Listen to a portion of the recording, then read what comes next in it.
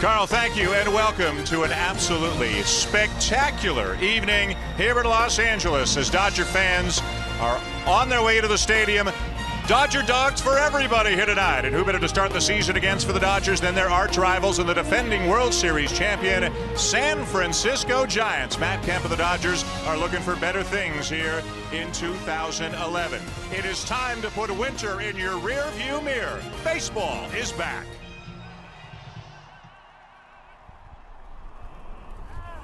Don't know why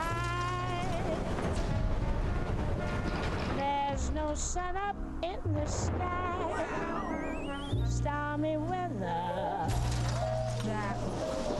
just can't get my poor self together. You do not need to be on the roads. Don't venture out. That's enough. I want my spring. Enough is enough. It's time for baseball. Wherever you are, winter has been too long.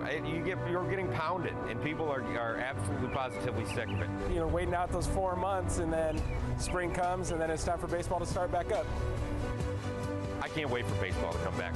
Since the last round of the World Series, I've been waiting for opening day of 2011 because it's going to be a great season. Getting the sun. Here comes White. It's coming. You feel it?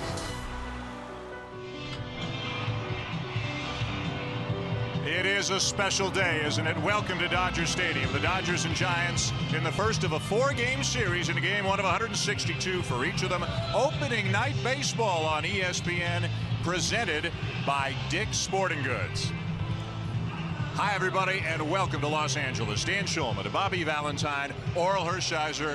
What a game we've got for you. What a pitching matchup we've got for you. Let's begin with the Giants and a young man who just keeps adding to his credentials. On the visiting side, Tim Lincecum, 08 Cy Young, 09 Cy Young. Last year, bad August, took him out of that running, but the playoffs in September came and he carried these Giants. In game 1 against Atlanta, 14 strikeouts, beating Derek Lowe. Look at the depth on those pitches. Those are back this spring, and we'll see him in this opening start. Then in the World Series, game 5 against Texas, 10 Ks, beats Cliff Lee. Cliff Lee now with Philadelphia, but Texas was mowed down by Lincecum, and he was outstanding. Not a Cy Young, but a great pitcher, and he might win another one this year. I'll tell you what, with Clayton Kershaw on the other side, though, it's going to be tough. Kershaw, 23 years old, the youngest starter for the Dodgers since Fernando Valenzuela in 1983. Fernando, the last lefty in 88 to start, but these Dodgers have a young stud on the mound, and this young man can pitch. Maybe a Cy Young again this year. So the Dodgers have a young stud on the mound. The Giants have not one, but you say 2 young studs in their lineup here tonight. In the lineup, Dan, and in their first opening day in the major leagues. We have Buster Posey in his 4th year of professional baseball and the reigning Rookie of the Year to the National League. He could have been the MVP of the National League if he had a full season. You saw he missed 2 months of the season, but he still finished first in batting average and second and third in 4 other very important offensive categories. He's going to be joined by a slick fielding 6'5" left-handed hitter at first base in Brandon Belt. Bruce Bochy said this decision of making him the opening day first baseman was an easy decision. He's a special young player. For the 10th time, it'll be the Giants and the Dodgers on opening day here on the West Coast. We're excited to bring it to you, excited to get the season going for these 2 teams, where we'll be back, by the way, for Sunday night baseball 3 nights from now. But first, it's opening night. Clayton Kershaw on his way in from the bullpen. The first pitch is coming up. I love playing in LA. It's fun. I mean, it's exciting. You know, there's so much energy in that stadium. The fans are very passionate. The grass is as true as any ballpark in the game. When you stop and think about just the players that have played there before you and the history, it's pretty incredible. It's a great chance to keep living on that that Dodger tradition. It's just an awesome place to play. And there certainly is a lot of Dodger tradition. We just saw that firsthand here at the ballpark moments ago. Don Mattingly is the new first-year manager of the Los Angeles Dodgers. Here's some of the tradition we're talking about. That's Tommy Lasorda on the mound.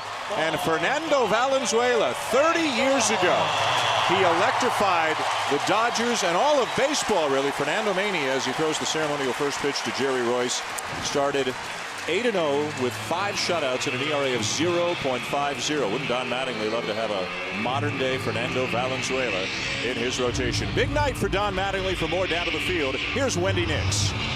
Dan, thank you. Mattingly told me before the game that he didn't sleep much last night, but he did sleep well, and perhaps with good reason. This may be a new job, but let's face it, it's one he's been preparing for quite some time. As we take a look at his storied resume, he was an MVP himself in 1985, hitting .324 with 35 home runs. Eventually, he would join Joe Torre's staff in New York, first as the hitting coach and then as the bench coach. Mattingly would follow Torre west here to Los Angeles, also in the hitting coach role.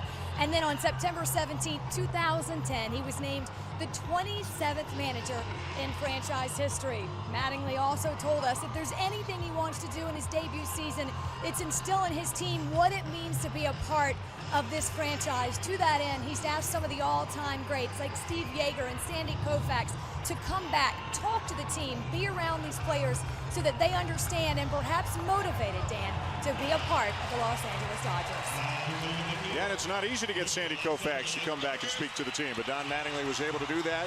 Bruce Bochy can probably get just about anybody to do anything after the job that he did last year, leading the San Francisco Giants to the World Series championship, and he had that kind of relaxed air about him today as we visited with him before the game. Let's check out the starting lineup for the Giants tonight, presented by Majestic. Torres, Sanchez, and Huff, holdovers from last year. Batting in the top third of the lineup, Buster Posey, the catcher, hitting cleanup. Pat Burrell in the lineup at left. Miguel Tejada is the new shortstop for the San Francisco Giants. Brandon Belt making his major league debut. They are awfully excited about him. Pablo Sandoval, about 40 pounds less of the Panda heading into the 2011 season. And Tim Lincecum is on the mound and batting ninth. On the mound for the Los Angeles Dodgers. If you're a Dodger fan, Oral, how can you not be excited about Clayton Kershaw? Clayton Kershaw, 5 years professional, 3 years in the big leagues. Now at 23 years young, a very young starting pitcher for the Dodgers. First since Fernando, the youngest. And I'll tell you what, he needs to keep his walks down. That is his path to success. The walks go down, the Ks go up, and he's made a nice progression since 2008 from breaking in the big leagues. And you can see down to 3.57. He'd like to make a dent in that again and step into the upper echelon of pitchers. And you talk to Rod Barajas, his catcher, after this spring training, he says he can make that jump. Defensively for the Dodgers behind Kershaw tonight, Tony Gwynn Jr. is the new left fielder, also a new face. Former Giant Wanda Uribe is getting a start at third. Jamie Carroll at second. Casey Blake's injured, that's why the shuffling. Rod Barajas behind the plate. And we talk a lot about Matt Kemp's offense. What about his defense, Bobby? Well, his defense has got to improve. He has a great stride in center field. He plays shallow. He can cover the gaps. But his mental lapses last year caused him and his fellow mates in the outfield to be the worst defensive outfield in the major leagues. Well, it's a 5 o'clock start here on the West Coast, and you know what that means. Shadows. Mr. Hershiser, you may have benefited once or twice from shadow? Well, the best year I had was in '85 as far as ERA, and everybody said, "Oh, what a great year, 2.03." I said, "Well, I had 5 starts at 5 o'clock. I got 20 free zeros that year." Here's Andres Torres, and what a big story he became over the course of the last season for the Giants. Began the year as the 5th outfielder, your prototypical journeyman. As we are underway with a first pitch strike from Kershaw, much to the delight of a capacity crowd here in LA. And as we mentioned, just a spectacular night. Here's the 0-1, and Torres lays off outside. Now this is worth noting. Bobby Valentine came up in the Dodger organization, made his major league debut as a Dodger in this stadium in 1969. And you said to me yesterday, I've never seen those hills before. There was so much smog. Swing and a miss, 1-2. Yeah, in the 60s and the 70s, Dan, this was a different place. The smog would settle in. You would not see the mountains, could not see those exit signs on the freeway. Beautiful, though, huh? It's beautiful now. Great shots from the Goodyear blimp high above us here at Dodger Stadium. The 1-2 on the way to Torres, and Kershaw bounces in the breaking ball. 2-2 on Torres. Rod Barajas doing the catching. Oral, I know you think he's a really nice addition. He is. Offensively, he had an off year last year, but defensively, he was here with the Dodgers for a month, so that got him accustomed to the team. Came into spring training, is really going to do a good job guiding this young pitching staff. Spent most of the year with the Mets before coming to LA late last season. Here's the 2-2, and Torres stays alive. Torres, 33 years of age, stole 26 bases, had 43 doubles, played a great center field. There are a lot of other guys who got a lot of attention helping the Giants on their way to winning the World Series, but the role of Andres Torres should not be discounted.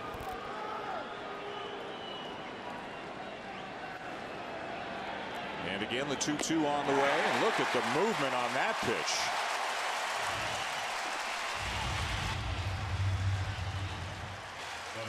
You see Clayton Kershaw, he's got the butterflies from opening day, but he's got them flying in order. And the fastball he's been using, that was a fastball, but that had some nice cut on it. I don't know if he did it on purpose or not.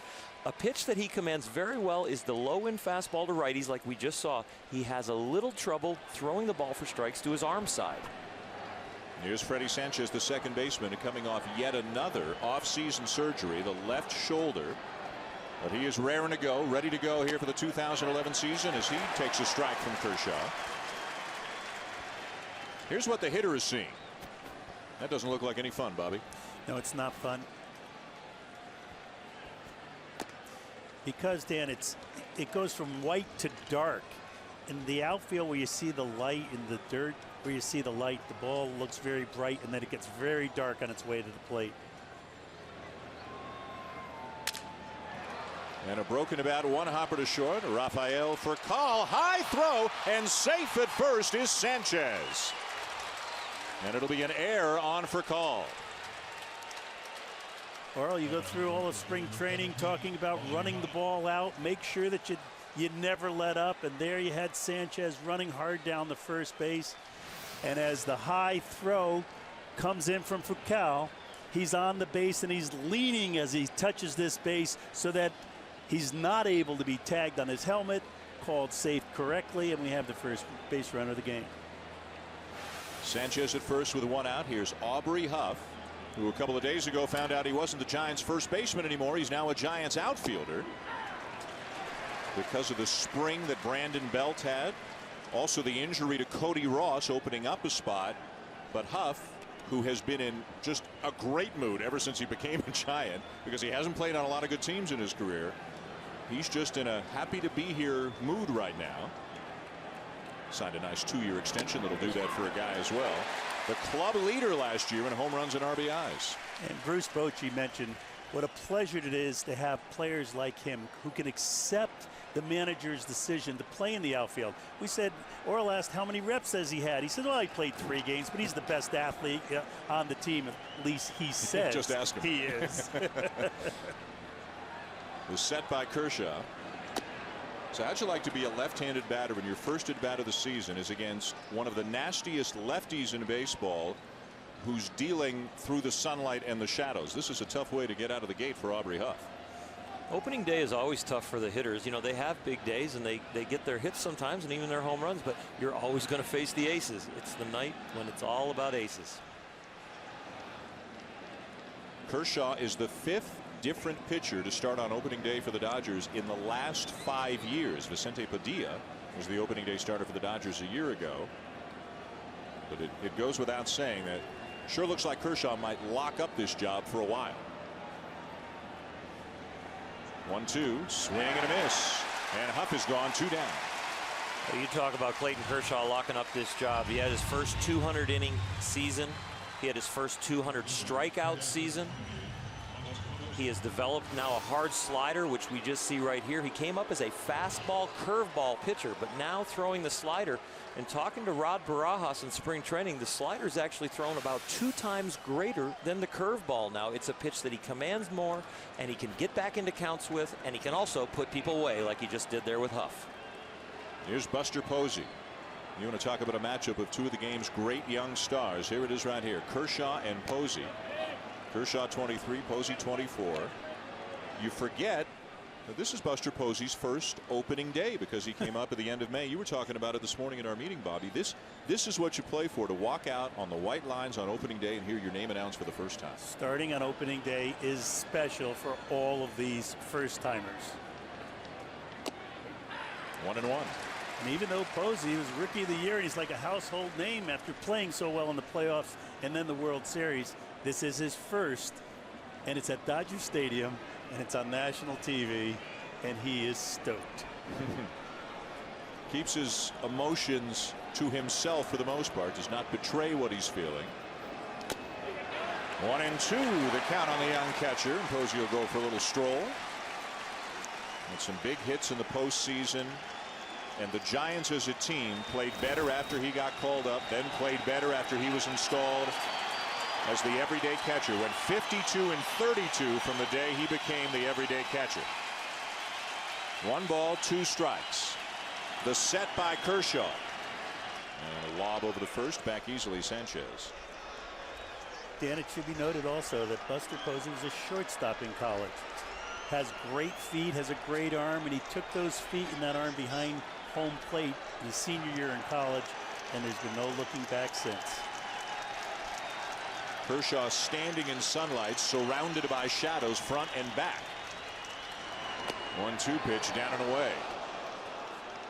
You know, one of the best compliments that can be given to Buster Posey also is to take on this pitching staff and lead them from May 29th. Not only the batting average and ending up #1 on his team with that at 305, but the way he guided this staff with Lincecum with 2 Cy Youngs to step in there with Kane all the way to the character at the end and Brian Wilson, who's starting this season on the DL. The 2-2 and he got him. Back to the breaking ball for a swing and a miss. An error and 3 strikeouts for Clayton Kershaw. What a beginning for him. Tim Lincecum to the mound when we come back. Back at Dodger Stadium, bottom of the first on opening night. Nothing across for the Giants. 3 strikeouts and a runner who reached on an error, but that's it as we check out the starting lineup now for the Dodgers, presented by Majestic. Rafael Furcal, Tony Gwynn Jr., Andre Ethier.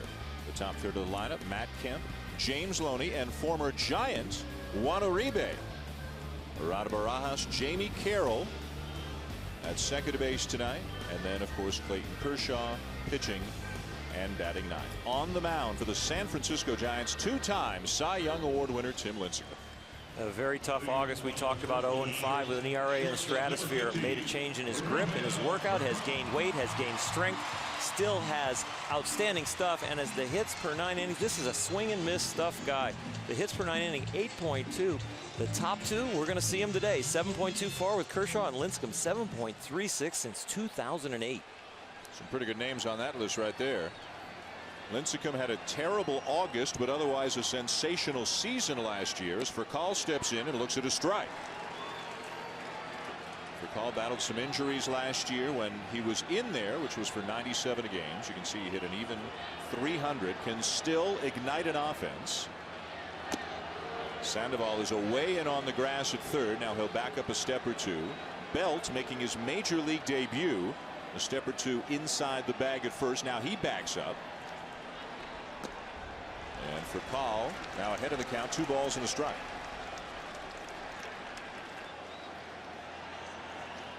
After Furcal, Tony Gwynn Jr., then Andre Ethier. No score, bottom of the first. And a swing and a ground ball right at the second baseman Sanchez for out number 1.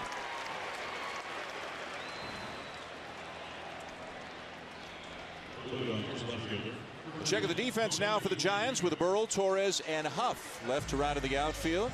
Sandoval, Tejada, Freddie Sanchez, and Brandon Belt at first base. Bobby, not just a good hitter, right? He's there because of his glove. He could also play the outfield, as Bochy told us before the game, but he's a superior first baseman. Great range, great height, and a very good arm to throw to second base. There's Tony Gwynn Jr., who fouls one back. The Padres last year, where his dad, of course, had such an incredible career. And now Gwynn figures to be part of 3 different players at the moment who are going to get some time in left field. Xavier Paul and Marcus Thames. He'll want a chopper to first. And Belt's got one under his belt. You should pardon the pun for out number 2. We'll pardon the pun. Thank you. I like the pun. It wasn't intended. I was halfway into it and I said, well, now I got no choice. Well, with the sunlight the way it is right now, Tim Lincecum wants to get this inning over. We talked about how the sun is tough on the hitters, but it's also tough on the pitcher, especially a righty right now, with the sun coming across, hitting the Dodger Stadium mound. Almost like when you're driving your car into the sun, you use your hat bill as like the sun visor in the car and get it right there in the way as long as you can. But he's going to have trouble picking up the glove, and early on we saw the first 2 or 3 pitches. He had trouble throwing strikes, but he's gotten it back in there. Last thing he wants is a ball hit back at him. 2 down, nobody on for Andre Ethier, who takes the fastball outside for ball 1. An 8th year injury last year in the middle of May. A broken pinky finger on his right hand, the bottom hand on his bat, was maybe the first sign that the Dodgers were not going to have the season they hoped to have. At the time of the injury, Bobby, he was leading the National League in batting average, home runs, and RBIs. People actually talked about a triple crown. Rips it into right center field. It's a base hit. Huff will cut it off and get it back into second base to hold him to a single. And it looked like Aubrey Huff had trouble picking up that ball off the bat. Exactly, Dan. We talk so much about the sun and the pitcher and the hitter, but that sun also played havoc with that line drive as it was hit out to right field. He took 2 strides and looked up. The ball was in the sun. Luckily, here's the strides. Oh, ball's in the sun. Let me play it on a hop. He made a good recovery to keep that ball to a 1-base hit. He was joking with Brandon Belt, saying, thanks a lot, kid. I'm 34 and you're sending me back to the outfield, but doing it all in good fun with a youngster. Here's Matt Kemp, the center fielder, who took some major steps back last year from the 2009 season. The base running, the defense, the batting average, the attention to detail, which is something you hear a lot about Kemp. But the Dodger folks feel that Kemp may have a big 2011 season. Little looper, shallow right field. It'll drop. A bloop single for Kemp, and Ethier around to third. This is how it's drawn up. You know, you attack the defense's weakest position. Audrey Huff's out there for the 4th time this year. 2 balls are hit to him. Neither of them could have been caught, even by a Hall of Fame right fielder, but they're going after him, and now we have a 1st and 3rd situation. For a guy, Oral, who's been a pretty good RBI guy over the last few years. He doesn't have a lot of power, James Loney, but he's averaged 12 home runs and 89 RBIs over the last 3 years. He has been a tough out with runners in scoring position. He understands how to put the bat on the ball, and I think he really understands about hitting the holes in the defense. And with that man on first over there in Kemp, he might use that hole. 0-1. And we'll see what Don Mattingly is thinking right now. Difficult to get 3 hits in an inning off of a tough pitcher like Lincecum. He might be moving the runner at first. Davey Lopes is talking to him. They'll always have signs. You're just out of spring training where you practice all the 1st and 3rd plays, both offensively and defensively. You see Tim Wallach, the 3rd base coach, talking to Ethier at 3rd base. There might be something on here with 2 strikes. Ground ball down to Belt. Nice play back to the bag to retire Loney and the Dodgers, who will leave a couple of men on. We're at the end of 1 here at Dodger Stadium. No score. Top of the 2nd back at Dodger Stadium. Opening night baseball presented by Dick's Sporting Goods with Bobby Valentine, Oral Hershiser, and Wendy Nix. I'm Dan Schulman. Glad you're along with us. We've got another doubleheader for you tomorrow on the ESPN family of networks. And then, of course, Sunday night baseball begins 72 hours from now. We'll be right back here at Dodger Stadium for the 4th and final game of this series. No scores. We go to the 2nd, and here's Pat Burrell, who came over last year from Tampa Bay to the Giants. He had some big hits for them as a Giant. Playing time might be a bit of an issue for Burrell. Bruce Bochy's got a lot of options, a lot of versatility, especially once the injured Cody Ross comes back. Now that Aubrey Huff is in the outfield, Brandon Belt's at first. Just missing outside of the knees is Kershaw, and it's 3-0. He'd like to throw that again, Oral. That's a nice pitch. Yeah, maybe a little bit hard to see for the umpire, too.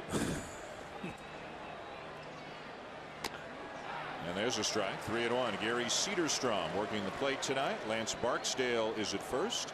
Fielden and Culbreth at 2nd, and Adrian Johnson at 3rd. 3-1. And a high fly ball. Center field. Backpedaling Kemp just shy of the track to make the catch for out number 1. Opening night baseball on ESPN presented by Dick's Sporting Goods. Every season starts at Dick's, and in part by Firestone, the official tire of Major League Baseball. 1 down for the Giants here in the top of the 2nd in this scoreless game. And here's one of the few new faces on this San Francisco team. beautiful night here in LA. As we bring you back inside the stadium, it's Miguel Tejada. Juan Uribe is now a Dodger. He's down there at third base right now for the Dodgers. Edgar Renteria, the World Series MVP, is gone. So the Giants lose a couple of key players from last year as the rookie Belt gets set for his first major league at bat. And Bobby, they bring in Tejada, 36 years of age. Obviously the range, the power, not what they used to be. What do you think about this acquisition? They like his leadership qualities. They know that he's a guy who loves the game of baseball, knows how to play the game. 1-1 on the way. And a chopper to the right side. It'll back up Jamie Carroll onto the edge of the outfield grass. 2 down. And that will bring us to Brandon Belt. Young man who started last year at A-ball, wound up at AAA, and hit a combined .352 over the 3 levels. Now, not very much of it at AAA, and he was down in the 220s in just 13 games at AAA. But boy, the Giants, as excited as they were about Buster Posey, if it's possible, they seem even more excited about Brandon Belt.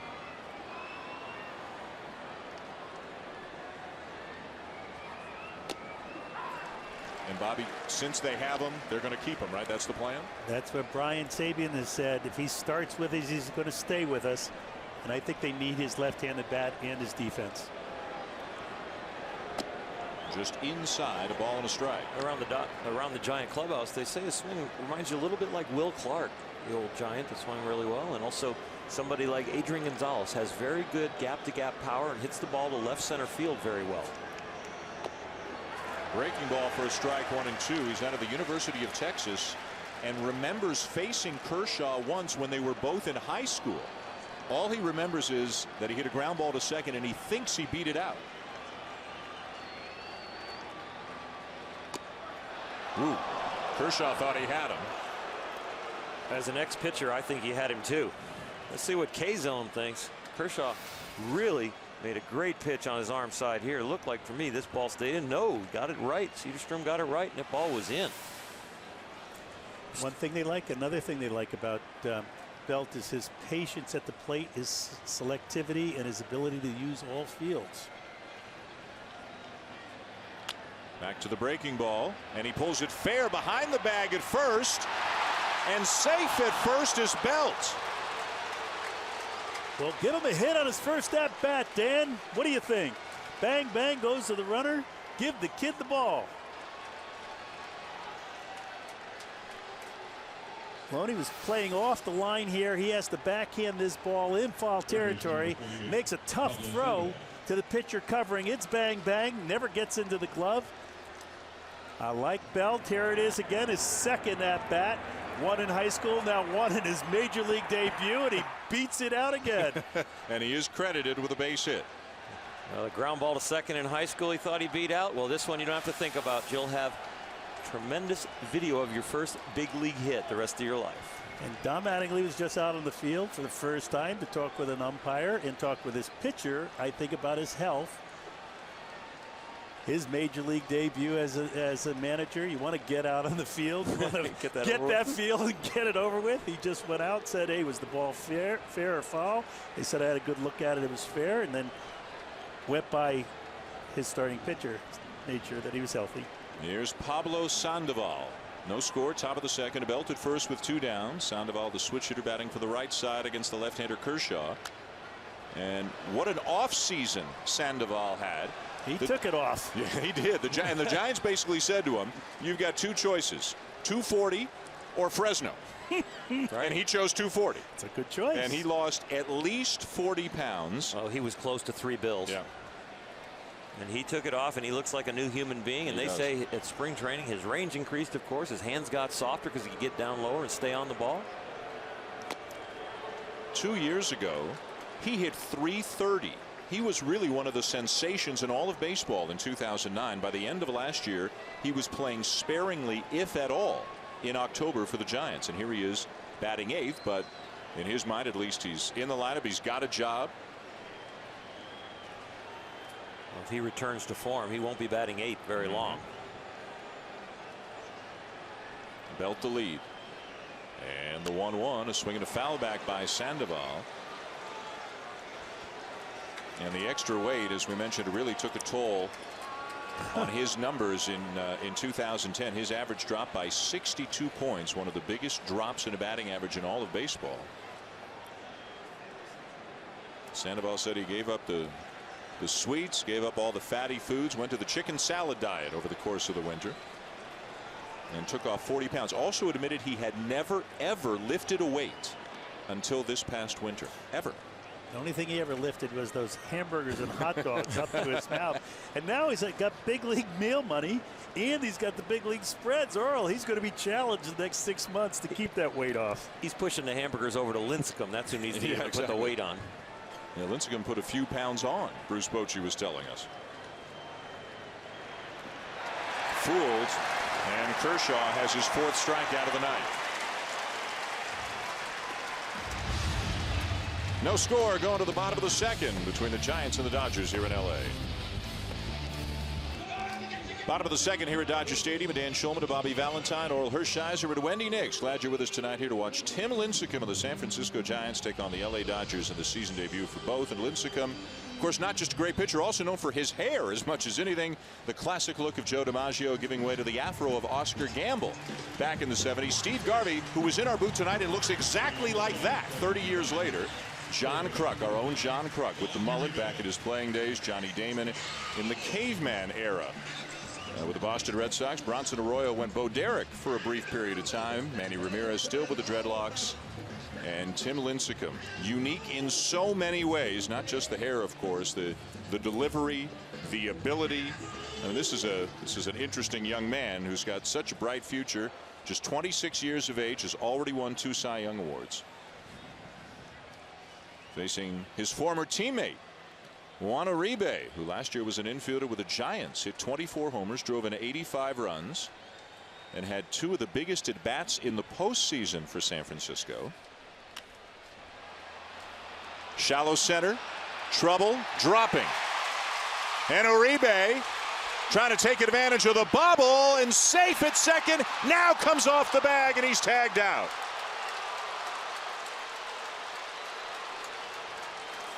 Well, you have first base coach Davey Lopes teaching aggressiveness all the way around on this team. And here as the ball gets by Torres, Uribe decides to go to second base. Very few players can slide to both sides of their body, Oral, but as Uribe goes to the second base, he makes a really good slide with his right leg on a hook slide, but it comes off the base. Sanchez stays with the tag. He's out. I mean, Tejada stays with the tag. He's out, but a very good hustle play. Now Rada Barajas takes a strike. So the scoring on the play is a single, not a double, a single for Uribe, even though he overslid the bag. And then 4-6 on the putout. That was Sanchez, who alertly kept going out to center field when the ball got by Torres. Sanchez picked it up and fired it back in to Tejada. Freddie Sanchez, a former batting champion with the Pittsburgh Pirates a few years back. Great hustle by Sanchez to see that ball go by his center fielder and make a beautiful throw to his shortstop covering at second.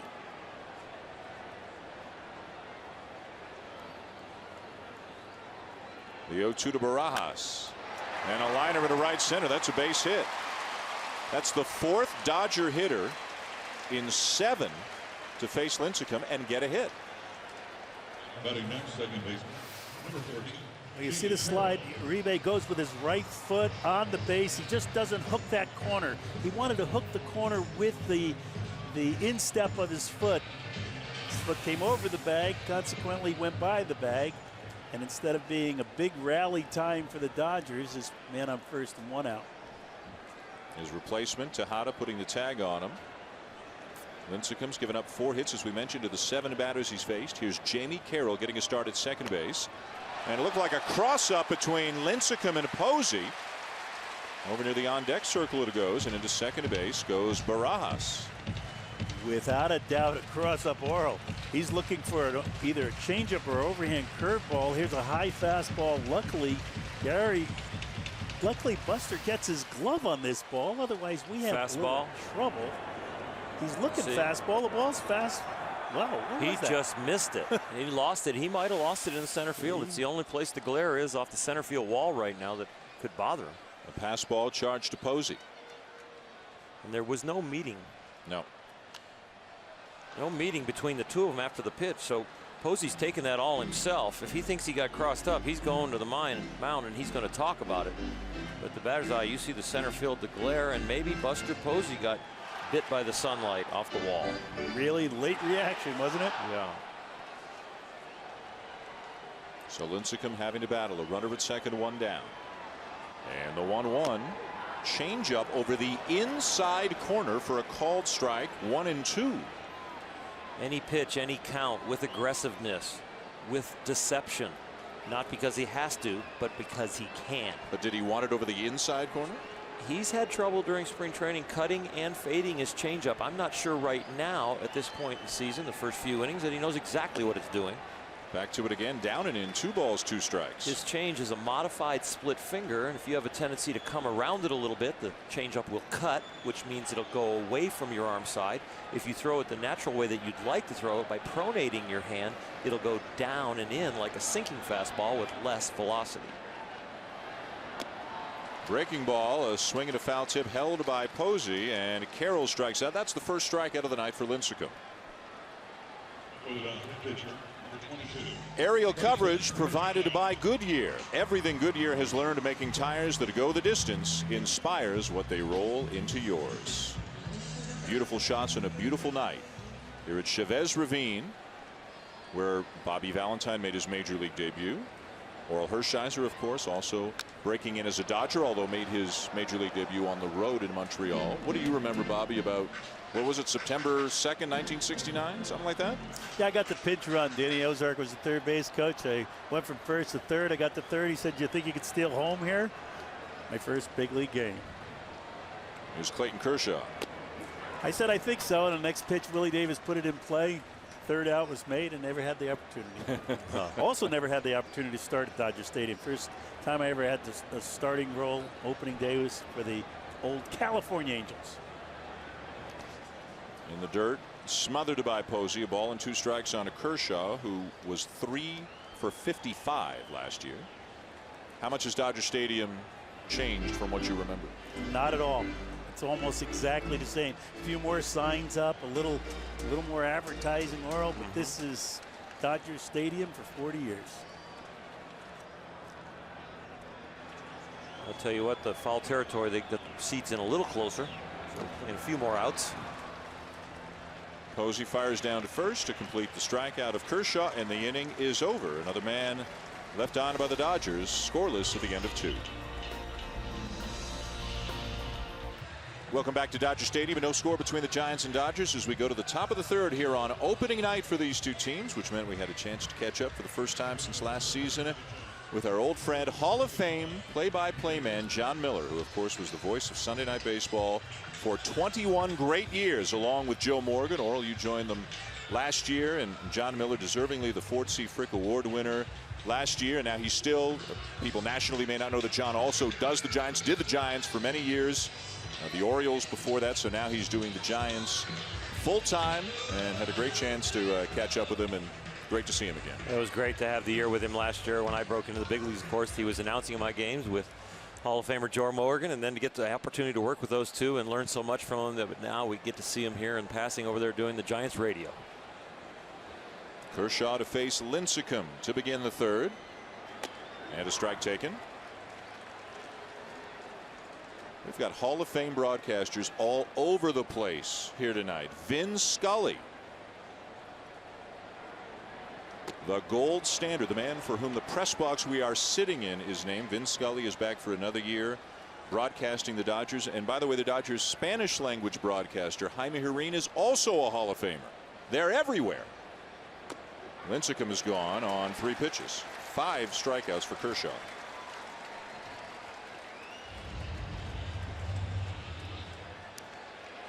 When you talk about Vin Scully, what a guy.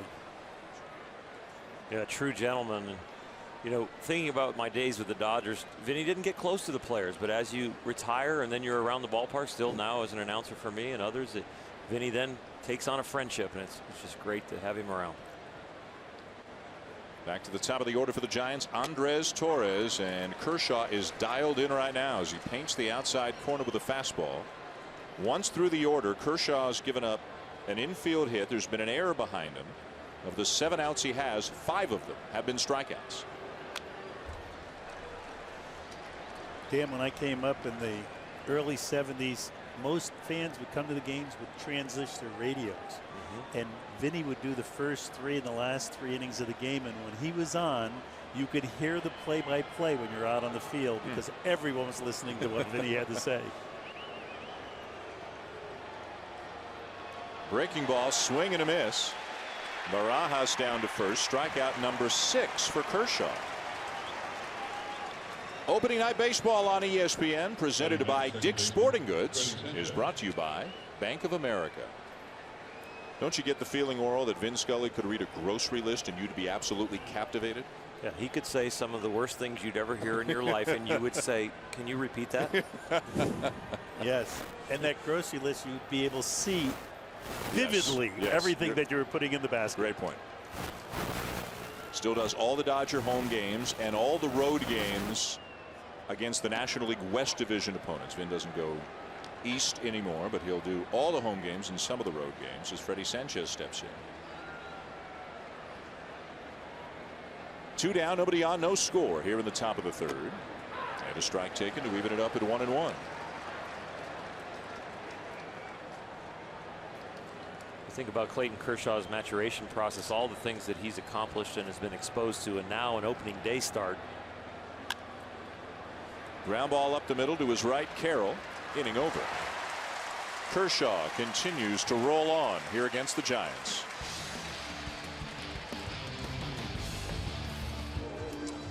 Welcome back to Dodger Stadium with Oral Hershiser, Bobby Valentine, and Wendy Nix. I'm Dan Shulman. Opening night baseball presented by Dick's Sporting Goods. No score between the Giants and the Dodgers. Tim Lincecum back on the mound for the bottom of the 3rd.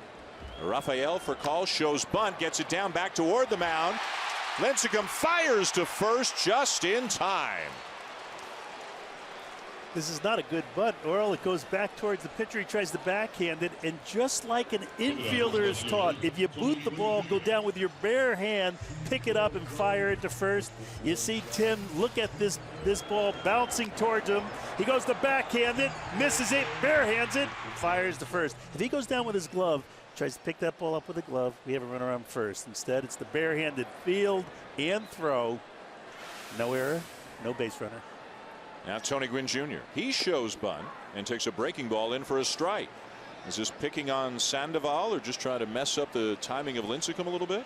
I think he was just taking a pitch there because it was on the first pitch that Foucault bunted and wanted to make sure it wasn't going to be a 2-pitch, 2-out situation. The 0-1, a swing of the ball slashed to left field, a base hit. Burrell has trouble with it. Gwynn on his way to second, and in there. Not to be redundant, but what we talked about with Don Mattingly, what we talked about with the players before the game, what does Davey Lopes bring to the Los Angeles Dodgers? He brings an aggressive attitude. Never stop until the defense makes you stop. Here's this ball slicing in the left field that Burrell decides not to catch on the first hop. And Tony Gwynn's not going to stop. Davey Lopes gets over there close to the bag. He's telling him go for 2. He does with a head first slide. He's safe. Bang, bang at second. Another base runner. And, you know, they're hitting Tim pretty well this game. They're getting the barrel of the bat on the ball. Davey Lopes, the new first base coach of the Dodgers. Of course, a terrific player here for the Dodgers for many years. It just looks right to see Davey Lopes back in a Dodger uniform and credited for so much of the great base running and base stealing the Philadelphia Phillies did in recent years. Left here 30 years ago, Dan. Wow. A great infield that he was a part of for a number of years. No infield was together longer than the infield that Lopes was a part of. Garvey, Lopes, Russell, Say. And you can see what he helped the Phillies do. Led the National League in stolen base percentage in each of the last 4 years. And the Dodgers could use a little help in this department. And if nothing else, if he can just get Matt Kemp back to stealing bases with a good percentage like he used to do. And he seems to have helped the whole team have a sense of urgency, run aggressively. We asked Don Mattingly, give us one-word responses about your coaching staff for Davey Lopes. Pressure. He wants pressure put on the opposing team, and we have seen that already. You see him with the yellow thing in his hand. That's a stopwatch. He's timing Tim Lincecum to the plate, and the runner at second and runner at first will look to him, and he'll either give a nod or he'll tell him to stay put. The scoring of the play, by the way, a single for Gwynn and an error charge to Burrell. 1-1 the count on Andre Ethier. And he went around 1-2. And you say, what's going to happen on that watch that would make them go? Something above 1.3 from when Lincecum starts his motion till the ball is received at home by Posey. 1.3 for the pitcher, 2 flat for the catcher. That's 3.3. That's approximate running time for average major league runner. You under or over that, you're safe or out. Left field again. Burrell makes the catch for the second out. Gwynn back to second. Exactly right, Orel. And many times a pitcher will have a much bigger leg kick when the runner's on second base than he would if there's a runner on first. And Davey's watching that right now. And a lot of people think, well, don't make the third out at third base. Don't steal third with a left-handed hitter up. Well, you put those things away when you have a guy like Lincecum on the mound. If you can advance another base and possibly score on a wild pitch, you've got to try it. Here's Matt Kemp. 2 down in the inning. Kemp with a base hit his first time up. Gwynn a healthy lead off second base as Lincecum stares him down. Outside, ball 1. When the Giants have gotten Tim Lincecum 3 runs or more in his starts, he is 45-3. So Think about talk it. about trying to squeak runs over, take third with 2 outs. That's why.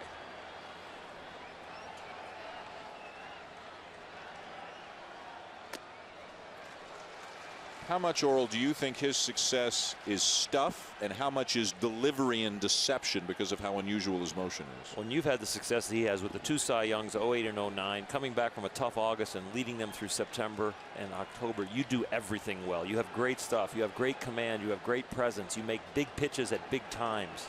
You do it all. I mean, you go into October with a young pitching staff, you don't know what to expect. You just can't predict what you're going to get. Matt Cain did not give up an earned run in October, and Tim Lincecum from the 14 strikeout game against Atlanta, then he beat Roy Halladay, then he beat Cliff Lee, then he beat Cliff Lee again, making Dave Righetti, his pitching coach, proud. Just a phenomenal October for Tim Lincecum and the Giants.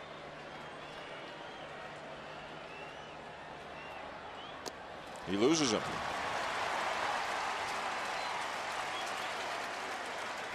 Opening night baseball from Dodger Stadium, presented by Dick's Sporting Goods, Dan Shulman, Orel Hershiser, Bobby Valentine, Wendy Nix, the Giants and the Dodgers. These old rivals meeting on opening day. We've got no score in the bottom of the third. Clayton Kershaw against Tim Lincecum.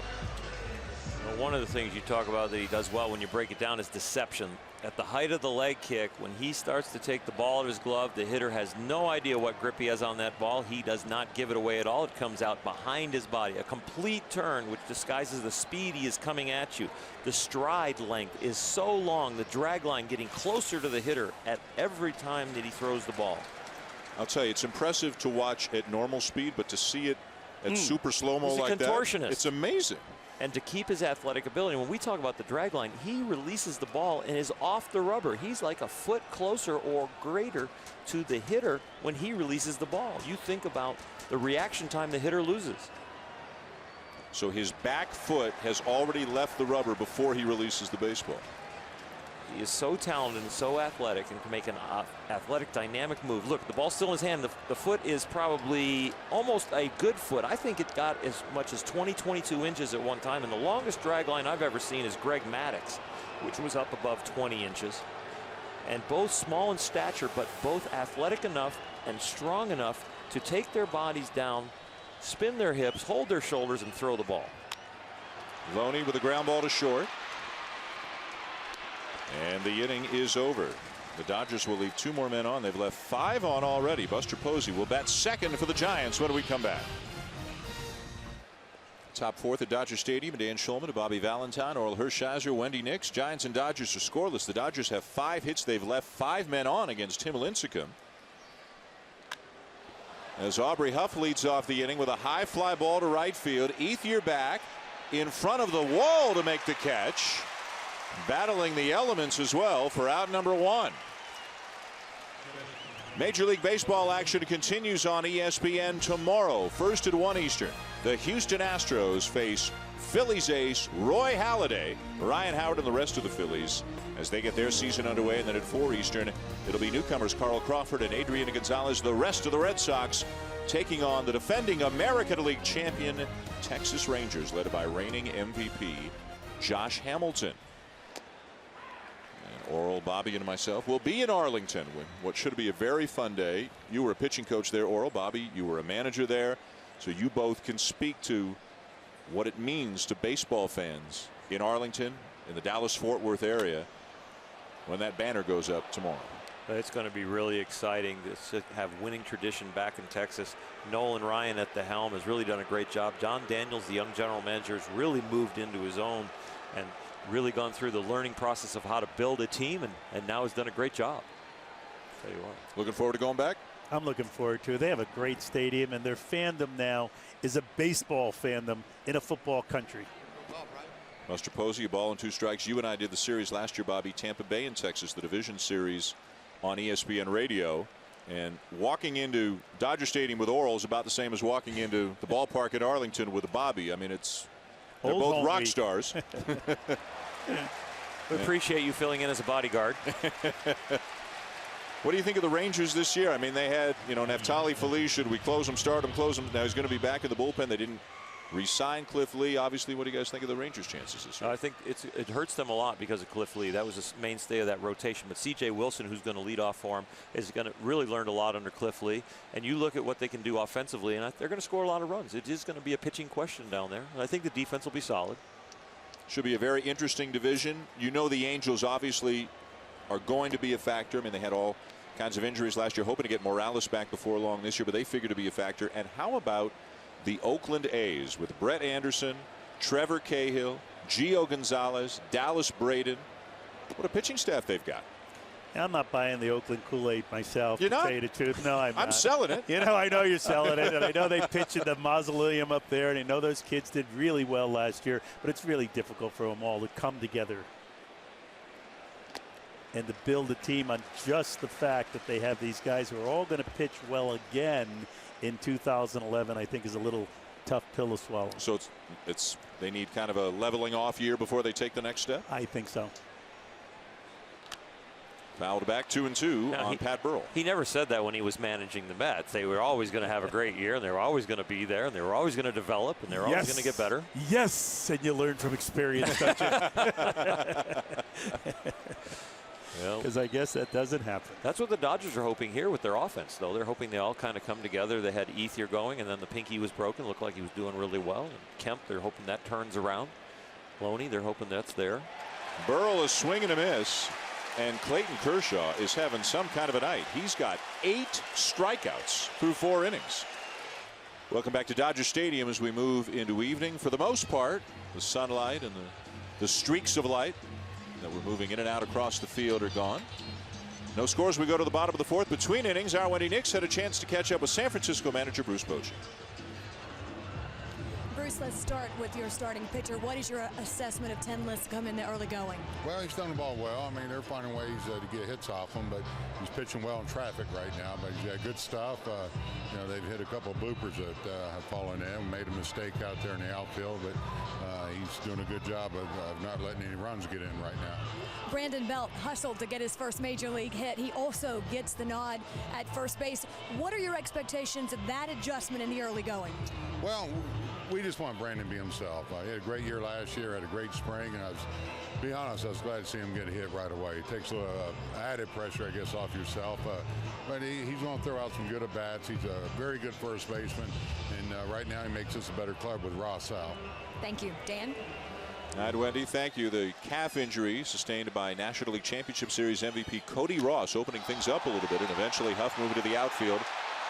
Belt to first, driven to deep center off the bat of Juan Uribe, but tracking it down shy of the fence is Torres for the first out. And the Dodgers continue to make some really good contact Yeah, Bruce Bochy's right. A couple of bouncers or bleeders, but they've also hit some balls hard, Oral. They have. When he's had the ball over the plate, Tim Lincecum, it's not been as moving as it normally was. He's been up a little bit, but you know what? He's pitching around his mistakes, and that's what you have to do to win a lot. 16-10. He had a tough August, 0-5, but he knows how to win. He knows how to get it done, even though he's not at his best. Here's Rod Barajas, who had a base hit his first time up. Swing and a miss on the Dodger catcher. The Dodgers finished under 500 last year, 80-82, after winning the National League West and advancing to the NLCS each of the previous 2 seasons.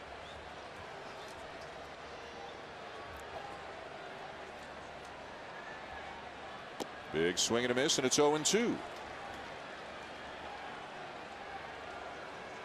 The Giants bringing the World Series to San Francisco, winning the World Series championship for the first time since moving to San Francisco. They beat the Braves, they beat the Phillies, they beat the Rangers. They did it with pitching and timely hitting, as they say. There's a strikeout for Lincecum, his 3rd of the night, and Tim Lincecum has done that about as well as any young pitcher in the history of baseball. In fact, no pitcher has struck out more batters in his first 4 years in the big leagues than Tim Lincecum. Ever. That's a lot of strikeouts. 4 years. For a guy who weighs about 160 pounds. Soaking wet. And size doesn't mean velocity. It's how quick you can get that arm. Degrees per second that shoulder turns. And how you separate your hips and your shoulders and translate that power up through the ball. And you have to have size inside that body, and he's got a big heart. No doubt about that. Needs 248 strikeouts this year to match Tom Seaver for the most strikeouts ever through the first 5 years of one's career. He's led the league in strikeouts each of the last 3 years. 265, 261, 231. Maybe what's most impressive is first year he wasn't up for a full season. Made 24 starts, yet he still has the most strikeouts through 4 seasons of any pitcher in history. It's pretty good. 56 and 27 in his career. Broken to back ground ball off the mound, up the middle. Miguel Tejada will get Carroll, and the inning is over as the Dodgers go in order in the bottom of the 4th. No score, 5th inning. Wendy Nix had a chance to catch up with Don Mattingly between innings. Don, Clayton Kershaw, a very young pitcher for opening day, but he doesn't look young out there. What have you seen so far? No, he's not scared. He's the kind of kid that really likes to pitch against the big boys, too. He likes big moments. I told him early, even last year when I first got in the job, I'd hook him up with anybody. And Lincecum's one of those anybody's. So he likes this kind of moment. You're a veteran major league manager now, 4 innings under your belt. What do you think? How does it feel? It feels good. I just got to slow down. I didn't see that ball drop over there. Couldn't see it in that sun. So, but it feels good. Our club's playing. We're getting some hits. You haven't got the big hit yet, but I feel like our guys are ready. Don, thank you. Dan? Wendy, thank you. Don Mattingly, the hitting coach for Joe Torre here with Los Angeles the last 3 years. And, of course, as a player, for young fans who are out there who may not remember or wonder what all the fuss is about when you hear Donnie Baseball's name, I mean, Don Mattingly was as good a hitter as there was for a few years in the 80s. Won an MVP, a very good defensive first baseman, 6-time All-Star. And I don't know how you feel, Oral. Had it not been for back problems, he'd be in Cooperstown right now. For sure. And he battled even through the back problems, too. When the Yankees would go down to the wire, he said, forget the back. I'm going to let the bat go. And he really helped that club. Also an outstanding fielder. And I had to try to figure out a way to get him out during those mid-late 80s, and there was no way at all. Had to hope he hit it right at someone. A ball and 2 strikes. The count on Brandon Belt after the flyout by Miguel Tejada. Bobby, what do you think the challenges are for Don Mattingly as a rookie manager? Well, they're all challenges. Everything is new. Just like opening day for Belt at first and Posey behind the plate, it's all a learning experience, and he has to try to shorten that curve as much as he can. Can't teach experience.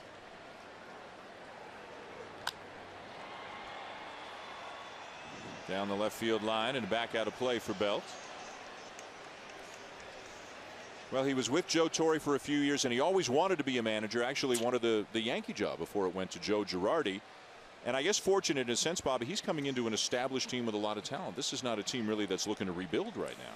No, they're a very good team, and he has a lot of help around him. Trey Hillman, Tim Wallach, Davey Lopes. They all have managerial experience. They all have the gray hairs and the wisdom of the experiences that Donnie's going to experience for himself as time goes on, and that's going to be worth its weight in gold, Oral. Yeah, especially right there, Trey Hillman behind him, helping him cross-checking decisions. A great organizer.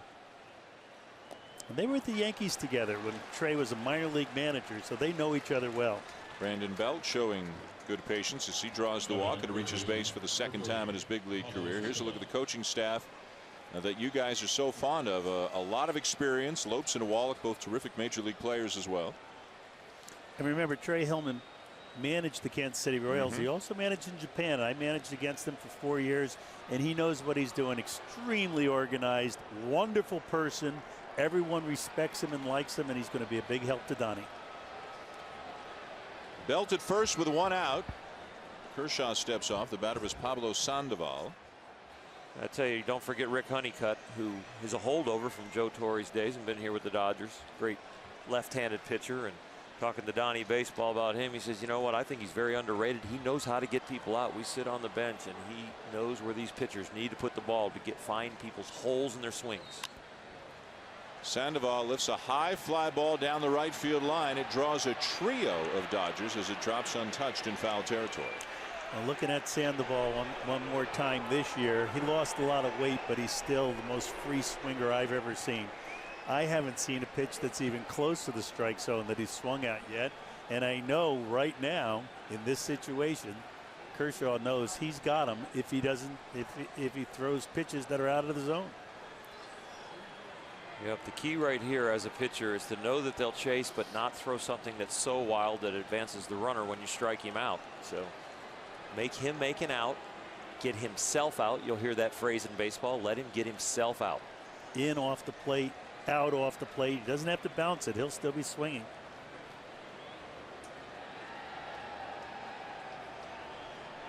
Bluffs the throw.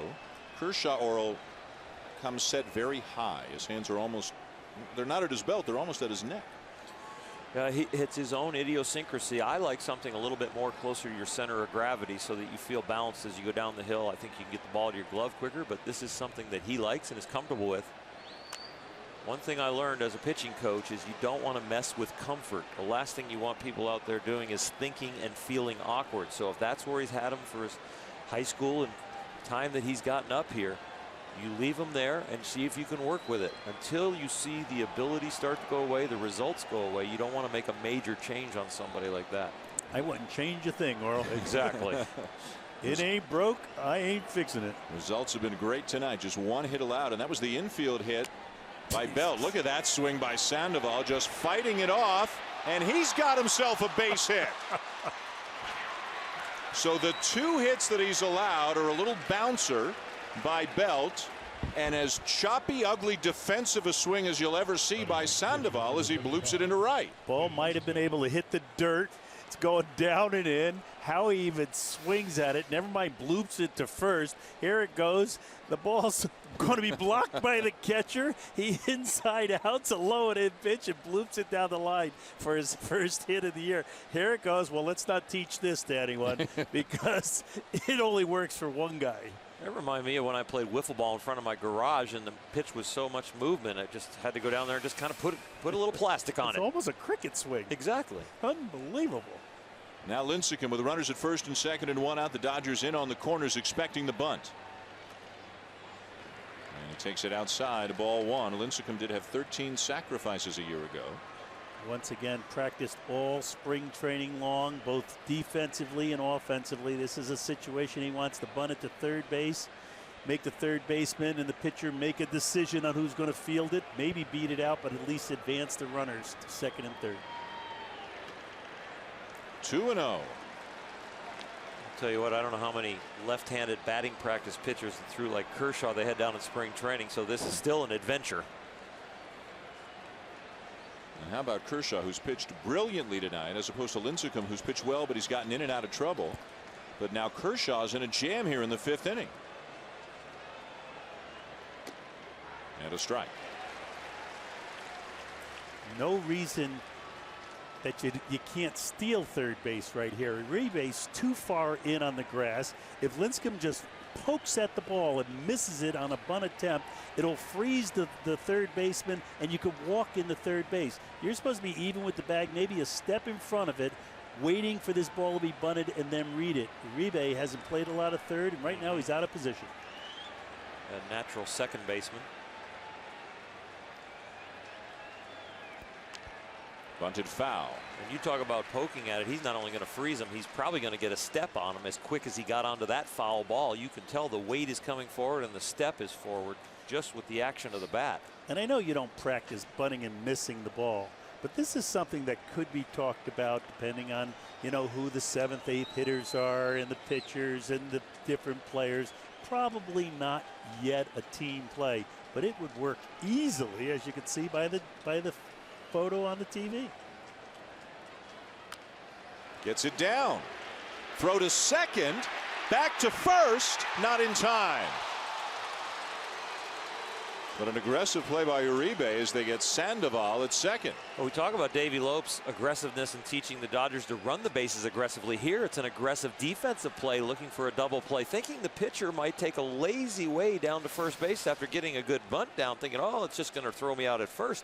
You lazily run down to first, but they go to second first, and then almost the slide by Sandoval is what really made for call, get him up short. He's going to get Lincecum on that ball if there's not a takeout slide at second. So no sacrifice on the play for Lincecum. It's a fielder's choice. 5-6 on the putout. Belt at third. Lincecum at first, 2 down. And the batter is Andres Torres, who has now struck out twice already in his first 2 at-bats against Kershaw. 2 of the 8 strikeouts Kershaw has tonight.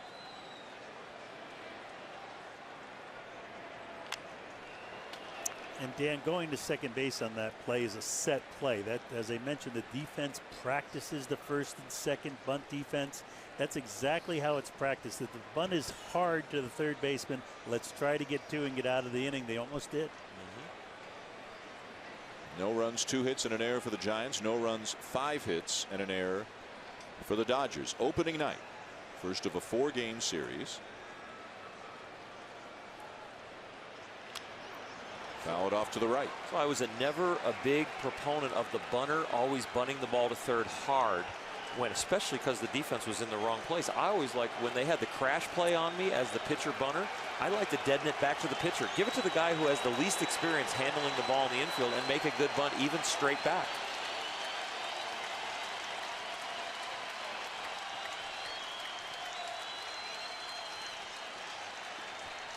The left-hander sets. And the 0-2, a curveball up the middle to his left. Throw to second as Furcal feeds Carroll in time to force Lincecum and end the inning. Kershaw gets out of trouble. Opening night baseball on ESPN, presented by Dick's Sporting Goods. With Bobby Valentine, Oral Hershiser, Wendy Nix, I'm Dan Shulman. Glad you're with us. No score, pitcher's duel as you would expect between Tim Lincecum and Clayton Kershaw. We go to the bottom of the 5th, and Kershaw will lead it off for the Dodgers. He'll be followed by Furcal and then Gwynn.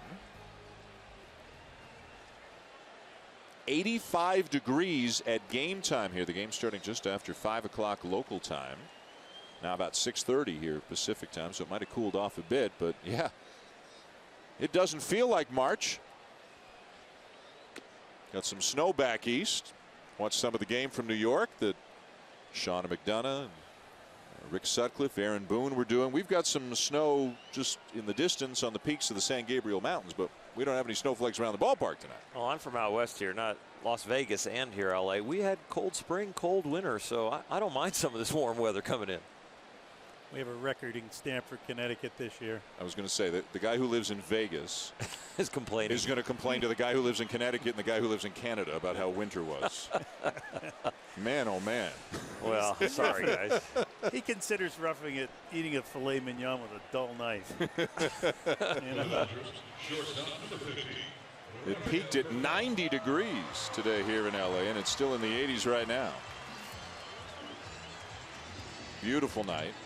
We're back with you Sunday night. This is where our first Sunday night game of the season will come from. The 4th and final game of the series between the Dodgers and Giants. The pitching matchup is supposed to be Hiroki Kuroda for the Dodgers and Barry Zito for the Giants. But as you may have heard today, Barry Zito was involved in a car accident last night in West Hollywood. He lives here, and he was apparently broadsided by another car, was taken to hospital, was released from the hospital, but had a neck brace on at the ballpark today. And Bruce Bochy told us that Zito's going to get an MRI on his neck and back, and everybody knows how a car accident feels. Sometimes a day or two later you feel worse than right after it happens. But right now the Giants are saying they expect Zito to make his start on Sunday night here on ESPN.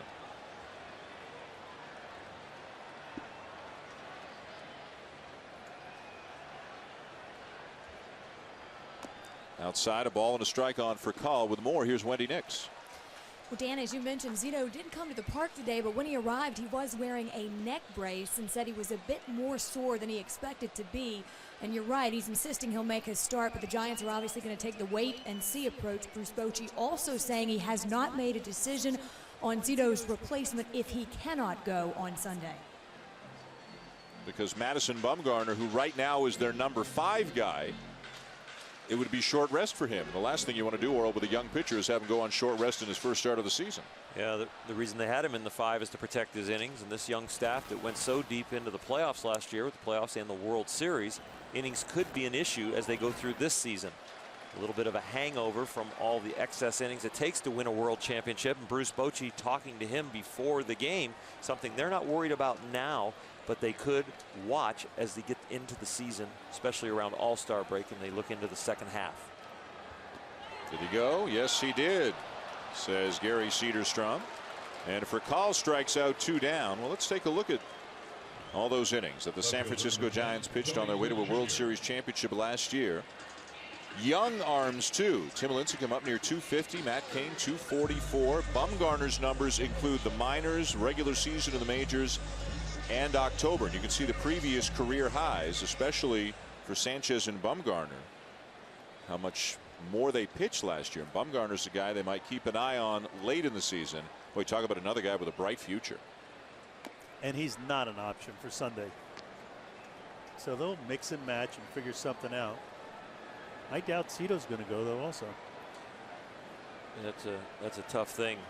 And all of us around listening and watching know that when you have an accident like that or something else, that a lot of times you feel worse the second and third day, not immediately right after. And on the grass at third, Sandoval. Tony Gwynn checks the swing, and the count is 2 balls and a strike on Gwynn, who's grounded out and got a base hit tonight. You know, Zito was a guy who actually started off last year very well for the Giants, but down the stretch didn't pitch well, wasn't even on the playoff roster, didn't pitch in October. Throw to first by Tejada, dug out by Belt, and the inning is over. We're at the end of 5. No score. All right, Carl, thank you. Looking forward to having Carl and John and Barry Larkin, a newcomer to ESPN, with us just about every Sunday night as Baseball Tonight hits the road this year. I love those guys. I wish they were here tonight. Freddie Sanchez with a base hit through the left side to get the Giants started here in the 6th inning. We mentioned Sunday Night Baseball. We'll be right back here at Dodger Stadium to wrap up the 4-game series between these two old rivals. Sunday Night Baseball presented by Taco Bell on ESPN2 at 8 Eastern. The game is also available on ESPN Radio, online at ESPN3.com, and on ESPN Deportes. Baseball Tonight will come your way live from Dodger Stadium at 12:30 p.m. Eastern Time Sunday, 9:30 a.m. here locally. And then a full hour of Baseball Tonight on site from Los Angeles from 7 to 8, an hour leading up to first pitch. As again, Carl Ravitch, John Kruk, Barry Larkin will be there. Bobby will be a part of the show. Orel will be breaking down the pitchers. Buster Olney will be here. Wendy Nix will be here. Cast of thousands. How about that? We'll be having fun with that. Interesting, Out with the fans. Interesting confrontation right here. Remember Aubrey Huff on his last at bat, the first pitch slider he hit to the wall in right field. Rod Barajas and Clayton Kershaw had a tough time getting on the same page of that first pitch, and Barajas actually had to calm him down. Ground ball up the middle. There's 1 and 2. 4-6-3 double play, as easy as they come.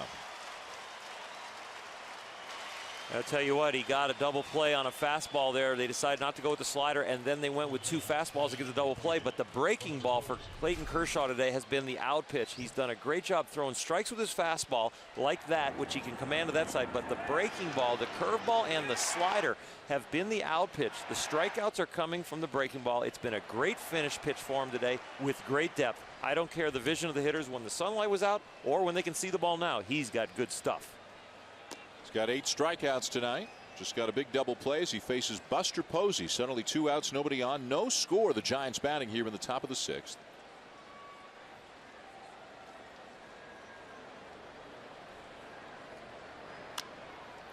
Late on that. It's 1-1.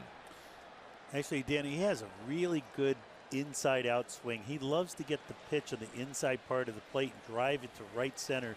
He's been off on 2 swings today. Both of them hit foul towards the right field line, but I think he'll make an adjustment before this game's over. How hard is it for a hitter, Bobby, as the lighting changes throughout the game? Now we're at dusk and they've got good vision. That adjustment you're asking him to make or thinking he's going to make, will that make it tougher because the lighting has changed? I'm not sure about the lighting, Earl, but I know it's just timing. You know, the nerves are what make you fast or slow. And I think he's just going to start to control his nerves because remember, Rookie of the Year, star of the team that won the World Series, but this is his first opening day at the major league level, and everyone has the jitters. And there's Buster Posey. You talk about him sending the ball the other way a lot, Bobby, and those numbers prove it.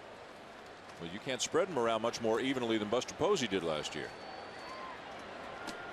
And a lot of the balls that are hit to right and right center are the fastballs, which is so hard to teach a young kid to pull the breaking ball and stay with the fastball and hit it the other way. He does it as though he's a natural. Up the middle and a base hit. Nice call, Skipper. Nice address. Nice adjustment. Yeah, he fouled off that pitch that was down and in, and he pulled it. And here's a pitch that was in but up a little, and he didn't ground it to third as many a right-handed hitter does. He hit it right up the middle, down the middle, up the middle. Nice job. Here he is. He gets firm on the front side. He gets that turn. It almost looks like he blocks it up the middle. Yeah, just blocks it up there. Blocks it up there. He stops his weight from going forward and hits it where it's pitched.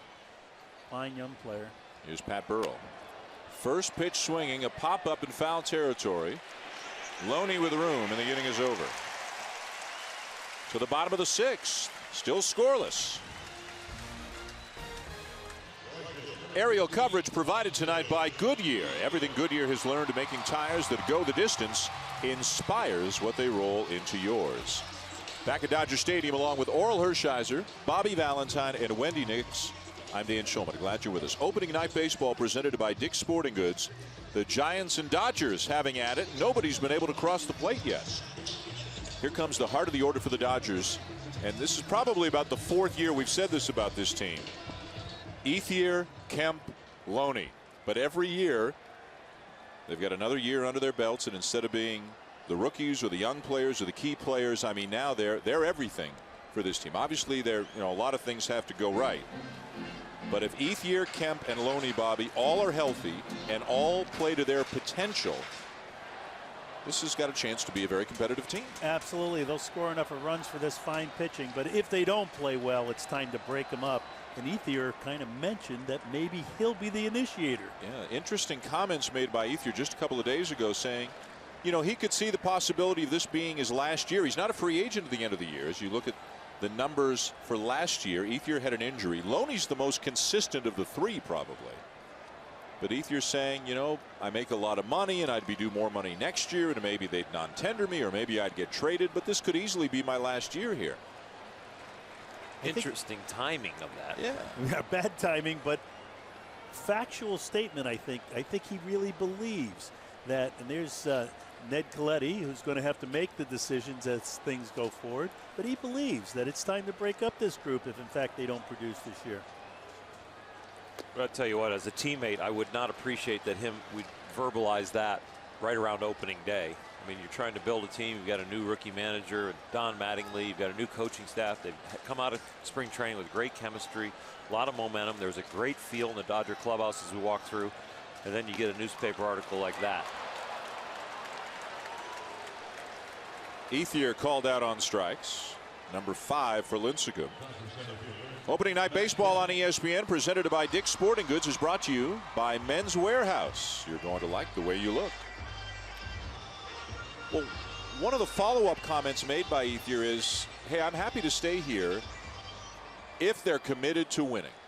Now, and this plays into, if you want to read between the lines, you can surmise that this plays into the ownership situation, the divorce between the McCourts, and how's the team going to be settled. And there was a report in the last few days that they're trying to work on a settlement. But obviously this kind of a situation, it can tear apart the franchise. I mean, if they have to give up the team, you just don't know what the future of the franchise is going to be. But, you know, as you guys know very well, both of you came up in this organization. These are the Los Angeles Dodgers. This is one of the key franchises in Major League Baseball. And, Bobby, you just don't think about the Dodgers having financial problems, but it's a possibility. Possibility, but they just gave their number 2 starter a 3-year contract. Chad Billingsley, It's not like they're asleep at the wheel and there's no finger on the button. Ned Coletti goes and signs Chad Billingsley to a 3-year contract, and somewhere around $35 million. So, I mean, for a couple days later to come out and say, I'm not sure I want to be here, and are they committed to winning? Give them a little more time and look for some more evidence. But we also know that Bud Selig turned down the desires of the Dodgers of Frank McCourt to get a big loan from the Fox network. $200 million. And Bud Selig said, no, you can't do that. You've got to maintain your liquidity, your ratios, your assets to debt ratio. Is what I'm desperately trying to see. What I'm desperately trying to remember. You found it. You found it. I found it. It was buried deep, but I found it. So right now, you know, are they on solid ground financially? Are they not? I don't know if any of us has the answer to that right now. I mean, they draw big. The TV ratings are big. Everything, you know, all that stuff's good. I think people are just thinking, what if their worth is half their worth after a divorce proceeding? Then is it enough? And seeing the Mets go through a whole other situation on the other coast right now financially, obviously. So you're talking about 2 of the key franchises, big markets, a New York team and an LA team with really uncertain financial situations. And does baseball want to get behind the McCourts and help them hang on to the franchise, or do they want to keep arm's distance away and hope that it moves on to somebody else? Maybe baseball sees it as a black eye, as an embarrassment of having the divorce and the ownership go through this. Kemp. Well, checks the swing, no appeal even. Thought there might be an appeal, but it's ball 4. Guys, the key here is franchise value, because the great franchises in New York and LA really pick up the other franchises. So the valuation of New York and LA affects Kansas City and Pittsburgh and the other 28 franchises out there. So it's very important to stabilize these markets and get the franchise value up. Stabilize the whole economy of baseball. Exactly. I think you see that a lot in a league like the NBA, where right now the New York, Chicago, LA, the big cities have strong teams right now. Not many empty seats or empty parking spaces here on opening night. A bad throw by Tejada goes into the outfield. And instead of forcing Kemp at second, he'll make it to third. Loney's at first.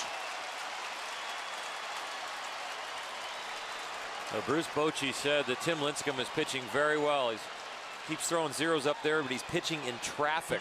And this is what he means. A couple bloop hits here and there with outfielders that really don't have a lot of range, with Burrell in left and Huff in right. And now his infield kind of lets him down.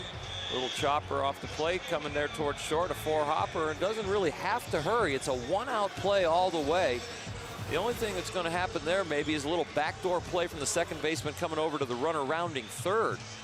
But you don't have to have a very quick Tejada there to second base, because it's a 1-out. Just get us an out at second play.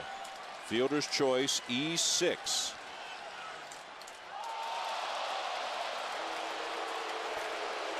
It's interesting. He threw inside on the second pitch of the last at-bat and just missed him. And here he throws inside again, knowing he's a first ball fastball hitter, Earl. Knowing that this is a situation he's not going to let him get a first ball fastball that he can drive. He's throwing that fastball in off the plate. Obviously, about 4 inches too far off the plate, and now he has a bases loaded situation. But as this pitch is coming, I don't think Uribe could do anything but get hit by it, because he's up there swinging, and Tim says, not at my first pitch. It's right on the elbow. That one hurts, and it didn't even look like he thought it hit him, but he was just pulling it off like, I'm angry and I'm going to hold it together.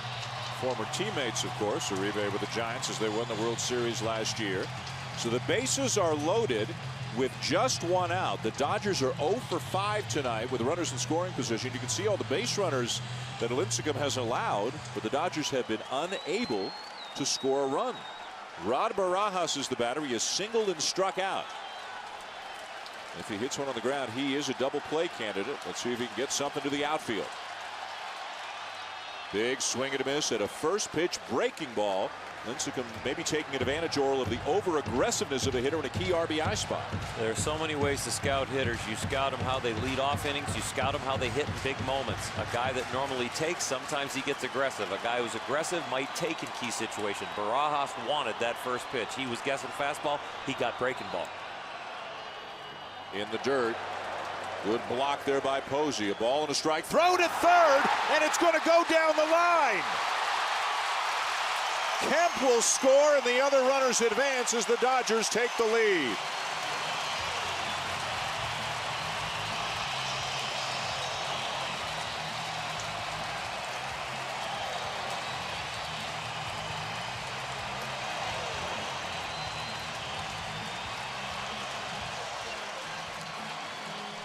Dan, that's a great block by Buster Posey on a ball in the dirt and the man on third in a tie game. The ball goes up the line a little, and he just, here's the block. He keeps the ball in front of him, follows it up the line, then picks the ball up and decides incorrectly to try to get Kemp off of third because he had his back to him. Sandoval snuck in behind him. He thought Posey just felt he's not looking. Maybe I could get a bang-bang play here. It's 1-0 instead. No scoring yet. Got to be an error on Posey. E2, yeah. Yes. Only thing it could be. So that's the third error committed tonight by San Francisco. Plus Posey's been charged with a pass ball tonight. So the Giants are playing some sloppy baseball right now. Yeah, when the catcher and the runner and the third baseman are all on that same line, it's hard to have that depth perception to know how far that runner is off. And I think Sandoval actually asked for the ball, and that made Posey flinch. Infield in now for the Giants. Swing and a miss, 2-2. Posey comes out after the great block, Bobby, and I'll tell you what, Sandoval asked for the ball, and I think it's where you get the flinch throw. Watch right here. He goes like, yeah, give it to me. And it was the wrong thing. It's the wrong thing for a veteran to ask a young player. Posey's got the instincts of a champion, and Sandoval asked for something he really shouldn't have asked for.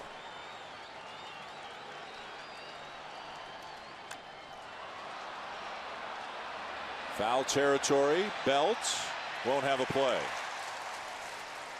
I think what dictated that play was the nonchalantness of Kemp as he came off the base and then began to retreat to the base. He has a bit of a reputation that things can go awry when he's on the bases, and I think Sandoval was just feeling that. Possibly if the throw was a little sooner, they might have surprised him and picked him off, but that's not a big league play. Activity now in the Dodger bullpen. Clayton Kershaw's a couple of spots away. Barajas looking for a big base hit here to maybe cash in a couple. Infield remains in. And it's caught on the line by Sandoval. Diving back into third safely is Loney, but what a play by Sandoval to save at least a run and maybe two. Wow, I don't know how the third base umpire could see that he caught that ball. I believe he did, and it wasn't a one-hopper, but it was a very quick move to his left, diving, a play there's no chance he makes last year. Line drive, one step, has the ball in his glove, picks it up, and then slips going back. Very close play with Looney getting back. I don't know how you do when you're playing contact. Well, this heartbeat right here, where he's showing the ball but not gaining ground on third base, assuming that Kemp would get back. Too much assumption there in that play. It's okay to show the umpire that you've got the ball, but as you're showing it, get back over to third base, assuming that Kemp is still off. Now the Giants are going to force the Dodgers to make a decision. They'll walk Jamie Carroll to load the bases. So here's Don Mattingly in his first major league game as a manager, do you pull Kershaw for a pinch hitter? No, with 2 outs, I think Kershaw is going back out there. Unless he has a strict pitch count that says that there's no way that he can pitch another inning with 2 outs, and thinking you're going to get a 2-out hit against Lincecum, I don't think is the way you play it. Send them back out there, and Kershaw's the hitter. And that's the decision Don Mattingly's going to make. So he had the bullpen up just in case the situation had developed a little bit differently. With the way the left-hander was pitching, Don Mattingly wants to leave him in.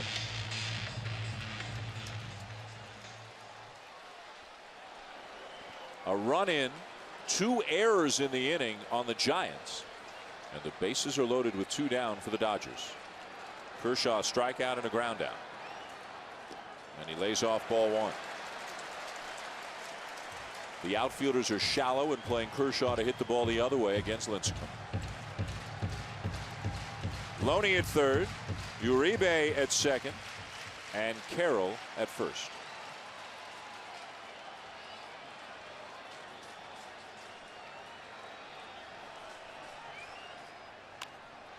Chopper to the right side. Belt will take it himself, and the inning is over. The Dodgers get 1, but leave them loaded 1-0 LA at the end of 6. Opening night baseball on ESPN, presented by Dick's Sporting Goods. Dan Shulman, Bobby Valentine, Oral Hershiser, Wendy Nix with you at Dodger Stadium. The Dodgers getting a run, an unearned run, 2 giant errors in the 6th inning, allowing the Dodgers to get a run. And in addition to the 2 errors, Pablo Sandoval, Oral, made both a great play and a not so great play all on the same play. Well, asking for the ball here, really, Kemp, a little lazy. Come on, give it to me. Buster didn't have his legs under him, maybe kind of a snap throw, pulled it, caused the error. And then they talk about it in the dugout. You know, I asked for the ball. You know what? This is good teamwork. There's not a white elephant in the room. They're not afraid to talk about it. They're not afraid to figure out who's got the blame or not. And he's talking about Kemp and his head down, and I thought we could get him. And that's why I asked for the ball. And then Sandoval spearing a liner later in the inning, but not going towards third base, or as you said, perhaps as quickly as he could while he was showing the ball. Might have been able to get a double play. Meanwhile, Miguel Tejada made an error that he'd love to atone for here as he leads off the 7th.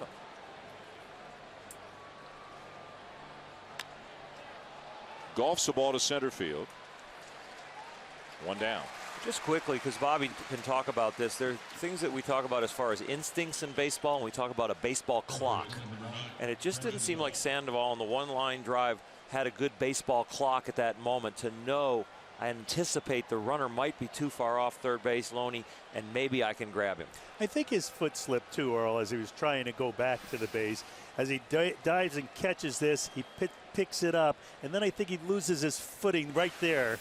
And I think that might have cost him a half a step and maybe an out. Where do you stand on blowing a bubble in mid-dive to catch a line drive off to the left? Where do you stand on making a championship shot with your tongue out if you're Michael Jordan? Yeah, I don't have a problem with it. Yeah, that's fair. Now we have a situation where Mark LaRosa, who hasn't seen much time at all with the Giants, is sitting in that dugout hoping someone's on base so he could hit for Lincecum and maybe tie this game up. I'll tell you the thing about Sandoval, though. The reason he lost his footing is because he was on his tiptoes, and he could have never been on his tiptoes last year because he was 40 pounds heavier. He might have actually got up quicker but not been able to get over there. You can see how if you watch him on an everyday basis, especially when his weight's down and he's playing well, what an adventure he is. Yeah. What good theater he is. Remember the golf swing and the little looper to right field. I mean, it's never a dull 0 for 4 for Pablo Sandoval. And it's not dull at all in the Dodger dugout right now because Don Mattingly's looking for his first career win as a manager. Bruce Bochy's in the other dugout with 1,274 wins and no closer. So this is going to be really interesting 3 innings coming up here. Swinging a foul back by Belt, who had an infield hit in his first major league at bat back in the 2nd. Drew a walk on a full count pitch in the 5th inning and now continues to battle Clayton Kershaw. Bobby, the quality of the at-bats has to be impressive for a guy in his first big league game. I'm very impressed. It's only 1 game, but I'm very impressed. 3-2. Hit. Two lefties. Oh yeah, we're going to get lefties up. Dodgers are going to have some action. This is where you earned your money as a manager. And people are asking why two lefties? One with a certain lead, maybe one with a deficit. Swing and a miss. 2 down. Strikeout number 9 for Kershaw. It's not always about what hand you throw with down there in the bullpen. Sometimes your role will be when your team is behind. Sometimes your role will be when the team's ahead or tied. Exactly. So 2 down here in the 7th inning, and here's Sandoval to face Kershaw. Tim Lincecum has worked up a sweat here tonight. Has had to work hard too because of some of the shabby defense behind him tonight.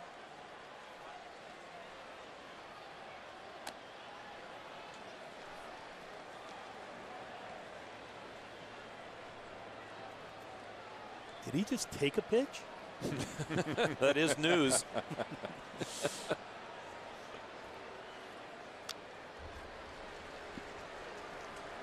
The baseball preview issue of ESPN the magazine is currently out. Aroldis Chapman of the Reds is on the cover, and inside is a story on the Panda, Pablo Sandoval, and his offseason diet and workout program.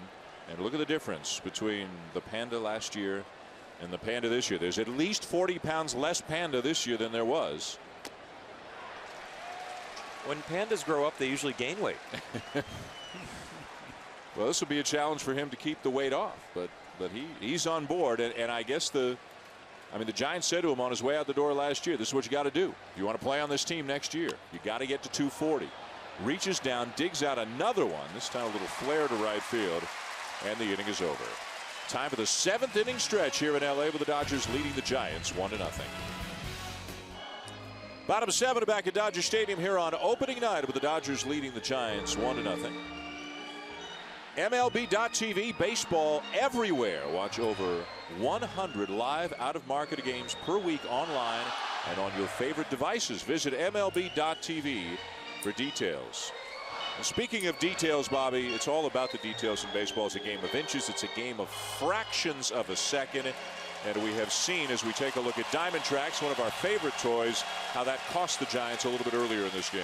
Exactly, Dan. It's all about time and space. It says as the ball's going through space and the runners are taking up the space, how much time does it take? And here it is, and you see to the glove, it was 4.3 seconds of time. Then after it hits the glove, there's another 3.0 seconds of time. And the differential, because the runner was running, was a differential of 0.2 seconds. Bang, bang is what it's all about. If you pick it up cleaner, you throw it a little faster, you run a little slower, it's all the difference in the world. And sometimes, though, the defense is taken right out of it. With guys like Clayton Kershaw and Tim Lincecum and their ability to pile up the strikeouts. Kershaw's got 9 tonight. The Dodgers batting, leading 1-0, bottom of the 7th, top of the order for Call, Gwynn, and Ethier. Lincecum still in the game. He has thrown 91 pitches tonight.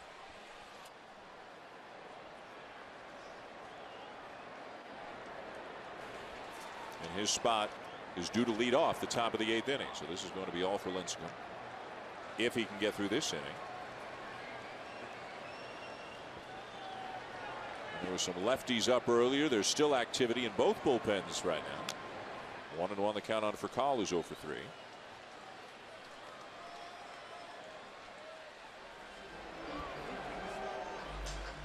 The right-hander Santiago Casilla, the left-hander Javier Lopez, who was so incredibly important for the Giants in the postseason last year, neutralizing tough left-handed batters.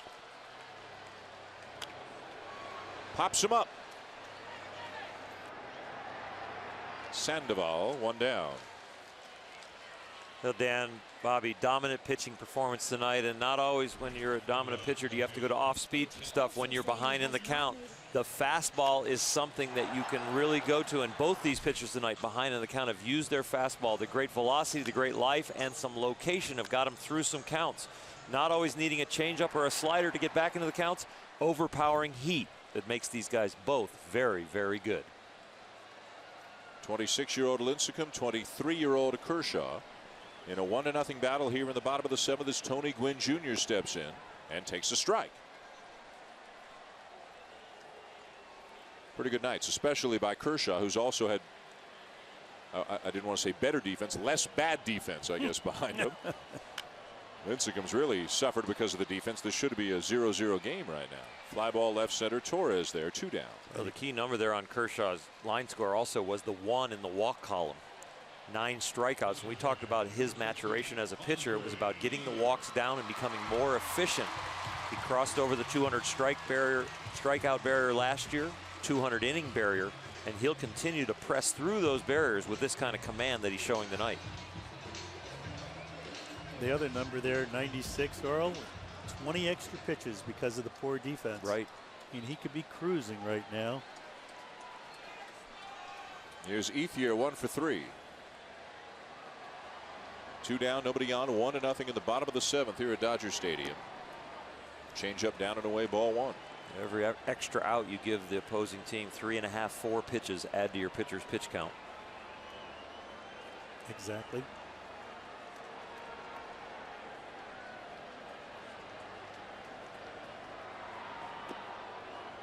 Just missed with the breaking ball. Wow. Not too shabby, huh? Majestic. Guess that's why it's so crowded out here. Sure is pretty. And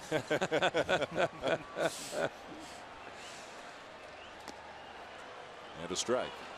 I think you got us both there, Bobby. Yeah.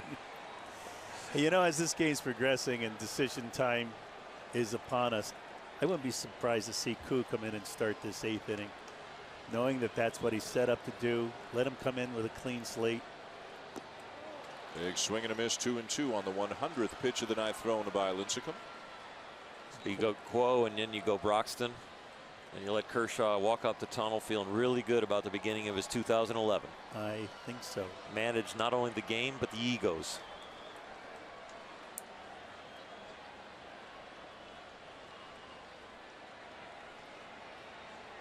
And there is Quo. He had the 4 elbow surgeries in his career, 2 of them Tommy John, but boy, when he's healthy, he is as nasty as any left-handed reliever in all of baseball. Way inside to Ethier and a full count. Lincecum getting booed again. He was booed when he hit Juan Uribe earlier in the game.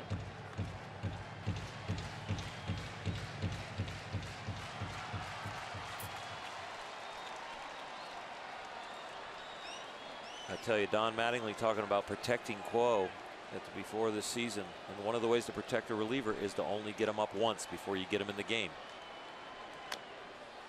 So with Quo down there getting hot and throwing in earnest, one of the ways to protect an elbow that's had 4 surgeries is once I get him hot, I get him in the game. I don't get him up and down, and especially this early in the season. And especially this time of the game, he wouldn't be throwing if he's not coming in the game. So I think we can book it. He's starting the 8th. First move, pitching move of the year for Don Mattingly coming up here in the 8th. Belt knocks it down. Lincecum covering, inning over. 3 up and 3 down they go. His spot is due up first, looking at a probable new pitcher and a pinch hitter as well with a 1-0 lead for the Dodgers. Welcome back to Dodger Stadium, where the Dodgers have a 1-0 lead over the Giants as we go to the top of the 8th inning, and it's now time to look at some keys to the season for the San Francisco Giants. Can they come back with the same hunger and determination this year after winning the World Series? All those young pitchers who threw all those innings last October, how will they be feeling come the dog days of August? Brian Wilson is on the DL. A very talented closer for the Giants has a strained oblique. They hope to get him back in about a week or so. And what about the impact of Brandon Belt, who has made the team and has been anointed the starting first baseman? Compared to most teams, though, they don't have that much to deal with. Brandon Belt picking up his first major league hit tonight. Changes as we go to the 8th inning. As Brian Wilson looks on, they hope just a few days away. Hong-Chi Kuo, an all-star last year, a 1.20 ERA, a 1.39 opponent's batting average. He will face Mark DeRosa, who comes on as a pinch hitter for Tim Lincecum. This guy is no fun. If you look up lockdown 8th inning in the dictionary, if there is an entry, there's a picture of Quo. The problem is if you look up elbow surgery, he's got some. That's right. He's got some entries there too. 4 of them. And I think the other thing that's entered is broken bats. Oh yeah. Because his ball really moves and moves late. It's just not a fun at bat, but he's behind here. DeRosa, as you saw at the bottom of the screen a moment ago, missing almost all of last season after wrist surgery. One of his teammates said although he didn't play, if they had had a captain, he would have been the guy because of all the counseling and patting on the back that he did for so many of his teammates all through the season and the postseason. Quarterback in college. When I was the Texas Ranger pitching coach, Mark DeRosa was on the team as a utility player spot regular. And I'll tell you what, character guy. And I'm not surprised to hear that report. And he takes ball 4 as Quo misses on a close pitch and walks the leadoff batter. Opening night baseball on ESPN presented by Dick's Sporting Goods. Every season starts at Dick's. And in part by Papa John's. Try our new hearty Italian meats pizza for just $11.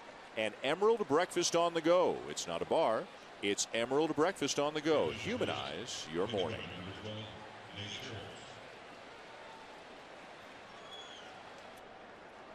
Nate Shearholtz has come on as a pinch runner now for DeRosa. So DeRosa never swings the bat. Sees 4 pitches, draws the walk, and leaves for the pinch runner. The tying run at first. Nobody out in the 8th inning. And the batter was Andres Torres. Interesting time to pinch run, huh, Bobby? For a sacrifice bunt, for a hit and run. DeRosa doesn't run poorly.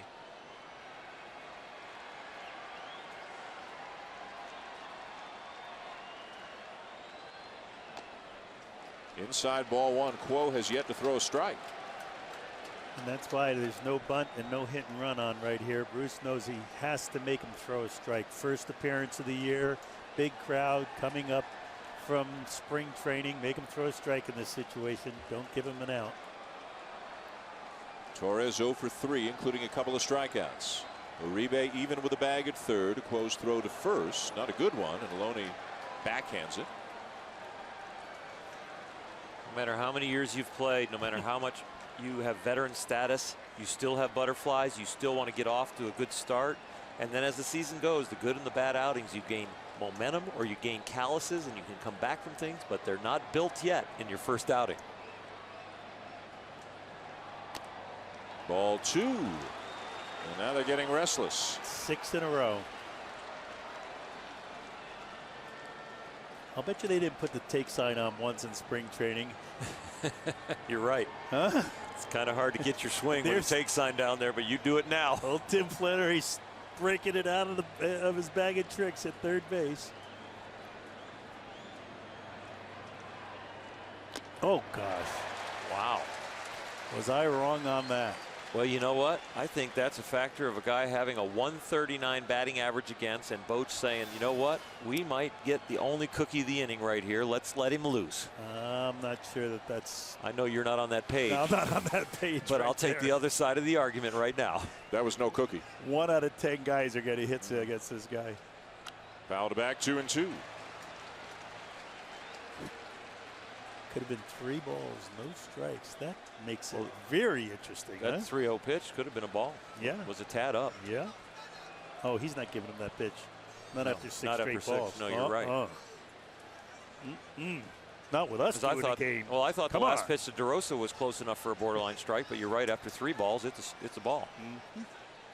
2-2 the count. Shearholtz at first. Down the right field line, fading, slicing, and dropping foul back in the seats.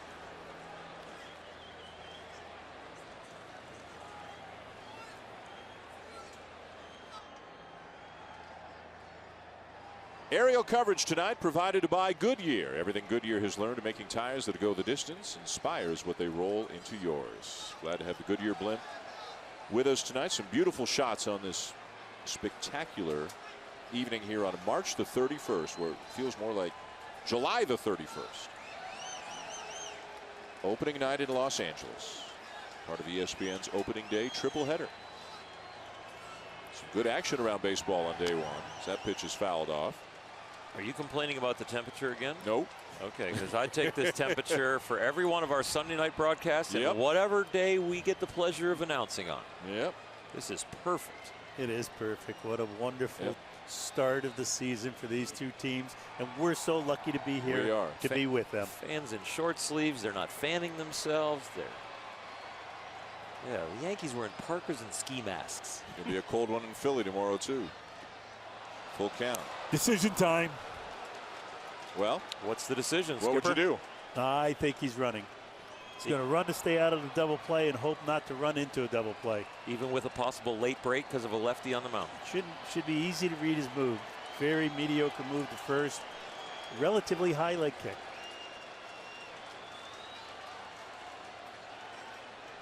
He's going, and it's fouled back.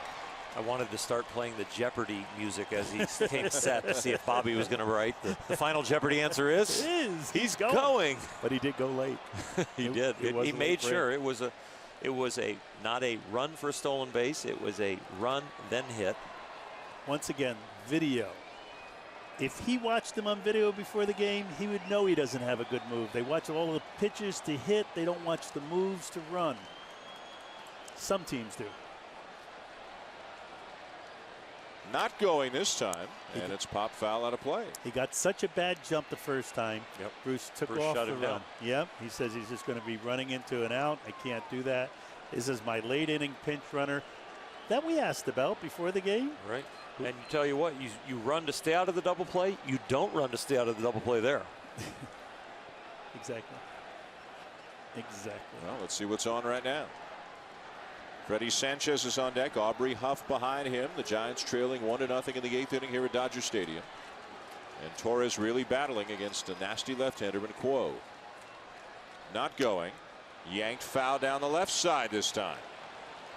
Well, the good thing for the Dodgers is that Quo has found his release point. He has started to pound the strike zone. The 3-0 pitch they let him up for air with, the Giants, and Torres swinging on, has now kind of calmed the butterflies, and he's starting to zone in. He zones in, and that's where we go with the lockdown 8th again. Mark DeRosa pinch hitting for Tim Lincecum. Drew the walk. Shearholtz pinch running as Barajas looks into the third base dugout. Here comes the 11th pitch of the at bat. And there will be a 12th. Advantage hitter with every pitch, Oral? Well, not when you've got a tough lefty, and now he's zoned in. He's throwing a good little cutter now to the inside part of the plate to Torres.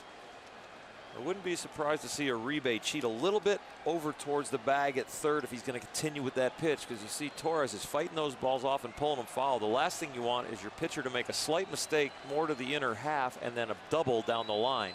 And why doesn't Shearholtz have this move down by now? Saw it 6 times live.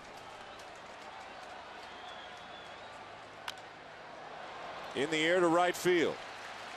Ethier. And Quo finally wins the battle. 1 down. You're so right, Oral. That 2-0 pitch that could have been ball 3 turned into strike 1. Made all the difference in the world.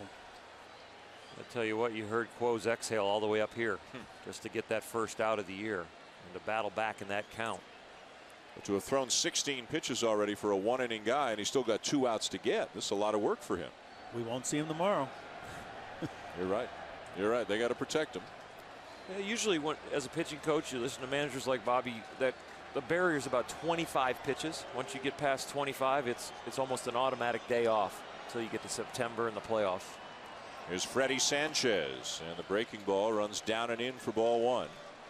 And talking to Don Mattingly before the game, he's extra careful with this pitcher because of the arm injuries he's had. So there's really not many back-to-back days here early in the season. Signs being flashed by Mattingly. Nobody is up in the Dodger pen. This is Quo's inning. He's the setup guy for Jonathan Broxton. Fouled back, 1-1.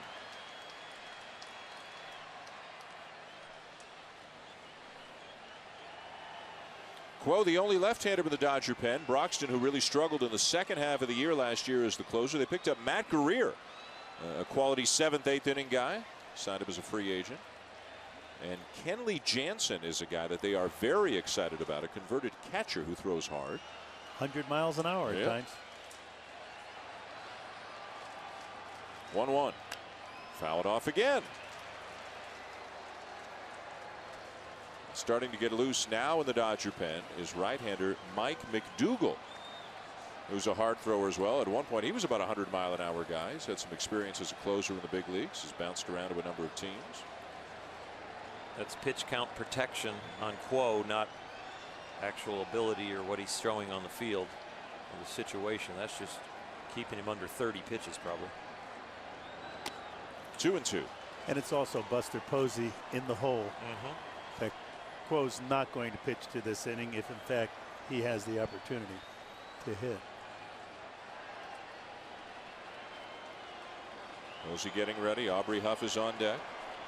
Leadoff walk drawn by DeRosa. Shearholtz, the pinch runner, still anchored at first. One down in the inning. 2-2 the count on Sanchez. And the pitch. And a swing and a miss. He got him 2 down, and Sanchez is some kind of steam.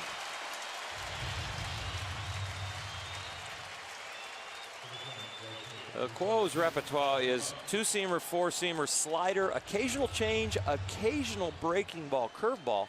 This, he beats him with a four-seamer up.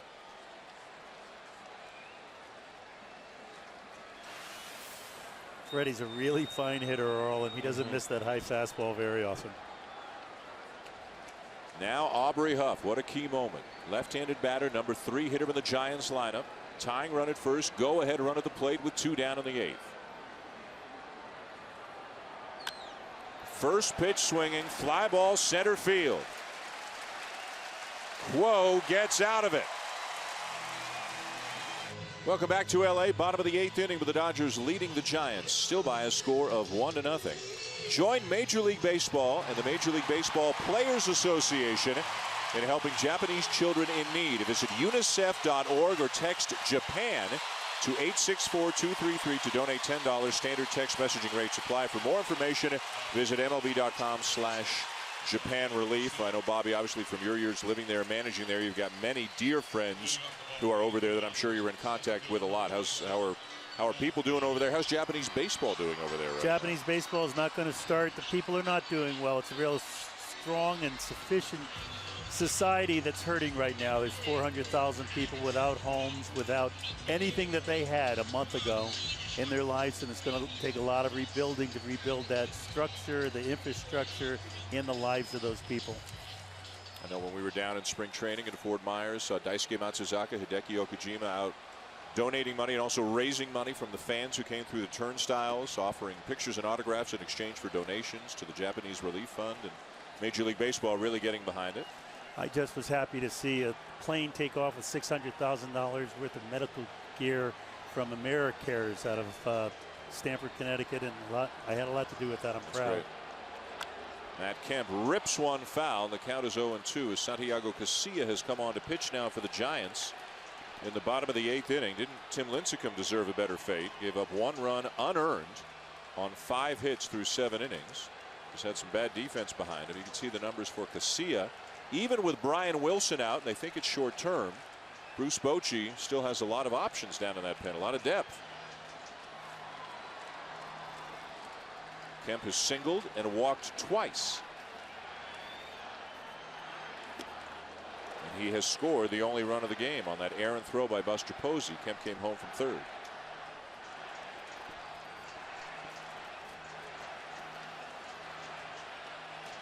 After Kemp, it'll be Loney and Uribe. The Giants looking at the middle of their order, due up in the top of the 9th inning.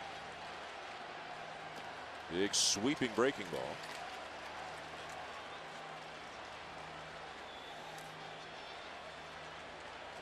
So the guy who was criticized about his base running all last year was on the bases that caused the run that gave the Dodgers a lead in opening day 2011. Maybe there's been a turning of the page. You guys were impressed with the way he ran the bases in their last spring training game that we watched yesterday.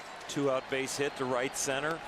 Drove in a run. The ball went to the cutoff man in the middle of the field, and as he saw it heading there, he thought he could make it. Made a big turn at first, busted at the second, and when he decided to go, he gained ground on second base in an awful lot of hurry, and it was a good hustle play.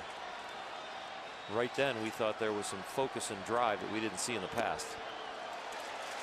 Kemp draws another walk, his third of the night, and reaches base for the 4th time tonight.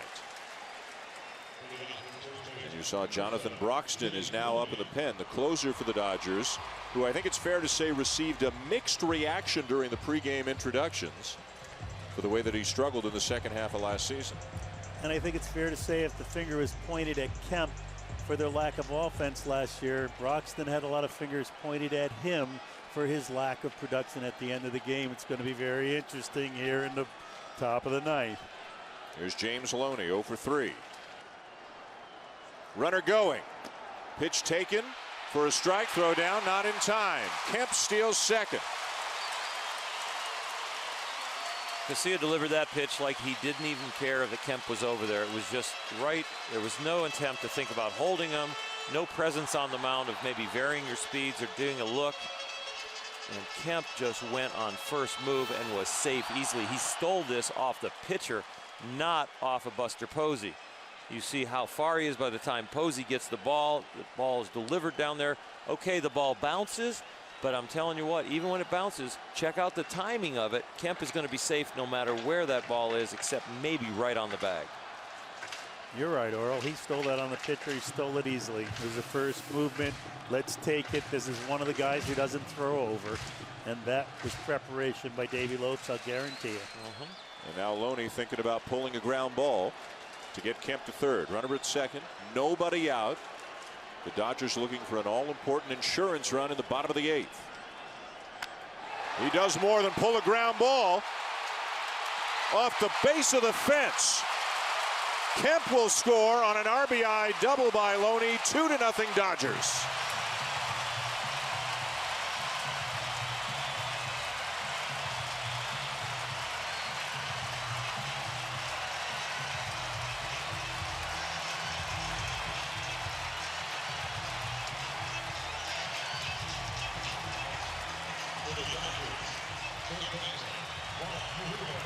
He was trying to pull Dan, you're exactly right, and he got a pitch that was down a little in the zone, a little on the inside part, and he hit it the way you should hit it, on a line.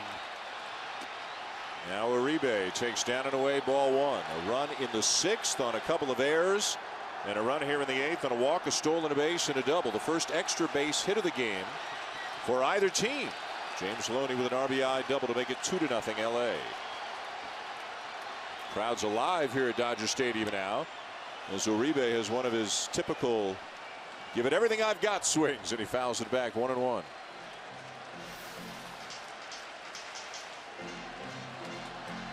Little breaking ball, the outer half of the plate, gets it out in front. Easy to pull a ball when it's off speed pitch, and he does more than that. He drives it. Huff goes over in the corner. That ball's deadened by the wall. Easy run, easy double. So wrong pitch selection, given the Giants knew what Loney was trying to do? Well, for me, when I go to my off-speed pitch and you're in that situation, I got to make sure it's something that's pulled foul or pulled up, hit back up the middle. And so, yes, I would say elevated like that on the inner half or to the middle. It's poor execution. Breaking ball fouled off. But here the slow stuff is not bad because you kind of keep Uribe to hit the ball to the left side of the field to keep the runner at second base. So you don't want to throw your breaking ball in a way that you might leave it up out over the plate and let him punch it to right field. You've got to watch maybe on your fastball a way that they can't just play a little pepper with a first or second baseman. So you might pound the fastball in and throw the breaking ball low and make them hook it. Fastball fouled back. Uribe to a knee. Lincecum looking at a loss here tonight unless the Giants could mount a comeback in the 9th inning. Although the way he pitched, you'll get a win more often than not. Yeah, he pitched very, very well. His defense let him down. The offense hasn't gotten him any runs, and he didn't have his best stuff, his Cy Young type stuff, but he pitched well enough to win a lot of games. Yeah, he was good. Kershaw was great. The 1-2 lays off the breaking ball. And Oral, you see so many times that pitcher comes out of the game, he's upset with his team not scoring, he's upset with the defense, he wanted to win. You go inside, you put ice on, you sulk back in the back training room. Here's Tim Lincecum. He's out here watching this game, he's with his teammates, he gives a darn. And I think that's that fabric that got the Giants to the World Series last year and a trophy.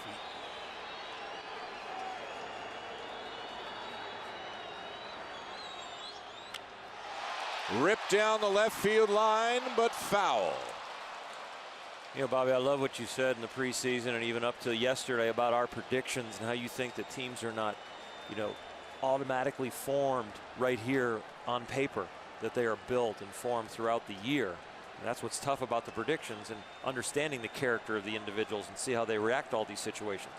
I managed for 24 years, Earl, and I couldn't predict what my team was going to be like before the season started. Never mind the other teams. You had to see them play and see them through the season. By June, you know. Uribe strikes out for the first out of the inning. Well, Uribe's not, you know, a guy who executes and moves runners, but boy, if you're Don Mattingly, you'd love to see Loney standing at third right now with one out as Barajas comes up. It's an interesting question, Dan, because, you know, with Bobby sitting here, I'd love to ask him the fact that, you know, when do you cut the hitter loose? When do you say you have to get him over, and when do you let him just hit? I think after 2 strikes, you have to go for yourself and try to do anything you can to get a base hit. I think up until 2 strikes in that situation, with the man on second and no outs, even with the bottom of the lineup coming up, you know you're going to pinch hit for the pitcher here coming up. But how do you balance? The situation calls for him to move the runner, but the hitter's skill set does not lend itself to him moving a runner. So how do you balance? Actually, I think his skill set is I know what you mean, Dan, that he's swinging so hard and he's out of control, but he could drive the ball to right center field, and I think he could take 2 shots at doing it. So the runner still at second with 1 out. Barajas 1 for 3.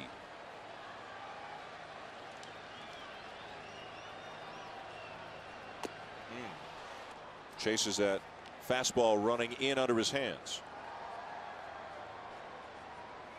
Looking ahead to the top of the 9th, the Giants already down 2 will send up Buster Posey, Pat Burrell, and Miguel Tejada. They're 4, 5, and 6 hitters, with Jonathan Broxton warming up in the Dodger pen right now. Posey the cleanup hitter, then Burrell, then Tejada.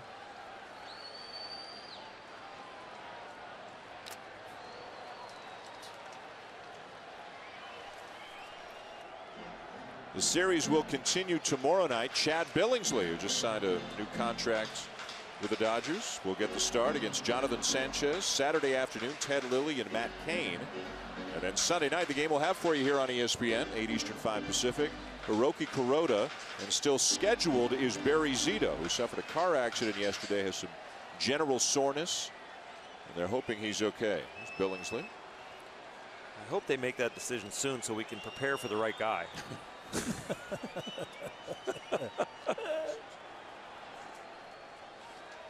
Whoa. Time was called, but the one guy in the ballpark who didn't know it was the guy with the baseball in his hand. Major League Baseball action also continues on ESPN tomorrow at 1 Eastern. It'll be the Astros and the Phillies. Roy Halladay will be on the mound for Philadelphia. And then at 4 Eastern, the Boston Red Sox are in Arlington with the defending American League champion Texas Rangers get their season going. Will be at that game. Josh Hamilton and the Rangers against the Red Sox. And speaking of nasty lefties, how about C.J. Wilson and John Lester? It will be very nasty, and I'll tell you what, Lester, Cy Young candidate before he even throws his first pitch. C.J. Wilson on the brink of really putting it together. You remember last year he was a reliever to convert as a starter, and how good a year he had. So the Rangers are in good hands with C.J. on the mound. It's just the depth of that rotation after Colby Lewis. Will they continue on and have the same kind of depth and performance they had when they had Cliff Lee there too? Yep, Tommy Hunter out about 6 weeks right now with a groin injury. They've decided to leave Neftali Feliz in the bullpen as their closer. Thank you for pronouncing that name. Neftali Feliz. 1-2 the count. A look back at Loney. And the pitch. Yanked down the left field line. Foul. We'll see two good pitchers tomorrow night, Dan, but you're also going to see two outstanding offenses. Yep. And first look that we'll see of Crawford and Gonzalez with the Boston Red Sox uniforms. You'll see Nelson Cruz coming back with Hamilton swinging the bat and protecting or defending his MVP title. I think we're going to see a lot of runs scored tomorrow. A little different than this game. Two great pitchers, exactly. A little different offenses tomorrow. 4 Eastern here on ESPN. 2-0 Dodgers over the Giants, bottom of the 8th, in front of a crowd of exactly 56,000. 1-2 pitch down and away, backhanded by Posey. 2 balls and 2 strikes. Jonathan Broxton has been warm for about 15 minutes down there in the pen. I mean, I'm sure he's happy to get the 1 extra run, but he's been waiting a while. Nothing wrong with the big guy throwing a little extra first night coming in. He's the one guy that there was mixed reviews when he took the field on opening day. There was some booze sprinkled in there, and it's going to be interesting to see what happens if the leadoff man gets on base. Hopefully for Don Mattingly and the Dodgers that doesn't happen. 2-2 the count on a Barajas. Jamie Carroll on deck. 3-2. Well, here's why the crowd gave Broxton mixed reviews when they brought him in through June the 26th. 16 out of 18, did a great job. After that, blew 5 saves. Look at the earned runs. 25 earned runs in 29 2/3 innings, effectively in the second half of the season. Look at the strikeout to walk ratio too, how that changed. I tell you what, Don Mattingly did not let that snowball keep going down the hill, though. He has gotten behind Matt Kemp. He has gotten behind Jonathan Broxton. He has said they are both our guys. They both can produce. They are both keys to our winning. He is not talking about question marks there at all. And for a rookie manager stepping up that early and knowing that that's where he needs to be for his players, I think that's very good timing. High in the air to center field, but playable for Torres. He'll make the catch. Loney to gone halfway. He heads back to second, now 2 down. That being said, Earl, I'll bet you he's hoping for 2 more runs. Oh, of course. Yeah, we have the external view, and then we have the internal view. It's posturing. A little posturing. Barajas muttering to himself after that at bat. Here's Jamie Carroll. We mentioned Carroll at second, Uribe at third. The reason is Casey Blake's got some back trouble, so he opens up the season on the DL. So Uribe, who's versatile, moves to third base. Carroll filling in. They've also got Ivan De Jesus Jr., whose father was a good middle infielder. Who took Cubs, my spot. Phillies, who took your spot, right? Took my spot when I left the Dodgers. Ivan, what an arm he had, Earl. Yes, he did. Didn't matter what position his feet were in. That gun was going to get somebody out. Aaron Miles on deck in the pitcher spot. He and like Manny Trio of that generation, just forearm shotguns.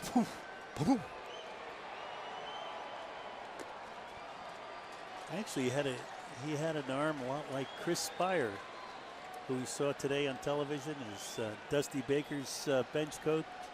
During that era, they could pick it up and fire it across that infield, put a gun on it, and be amazed how fast from short. Ramon Ramirez, Javier Lopez, just in case. Ooh, and that hits Tim Wallach. Get in the box. You won't get hit. Hiding over there by the bench.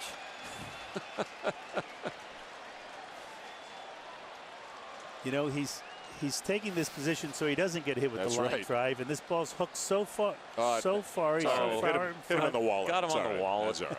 Yeah, he's got his scouting report back there. I bet you tomorrow he's carrying more scouting reports. Played the hot corner, Montreal, Dodgers, 3-time Gold Glover. You should be used to that. Well, he's even got a ball mark on the lineup card.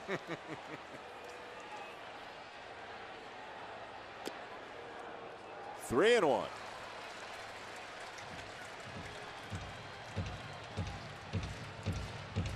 Carroll, a guy who'll choke up, punch it the other way. Loney still at second base after the RBI double made it 2-0. He was there with nobody out. Then Uribe struck out. Barajas flied out. And again, if Uribe executes, that Barajas fly ball brings in a run.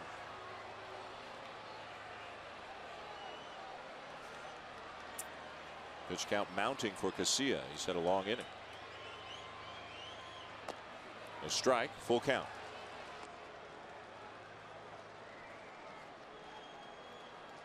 A run in the 6th and a run here in the 8th for the Dodgers on opening night.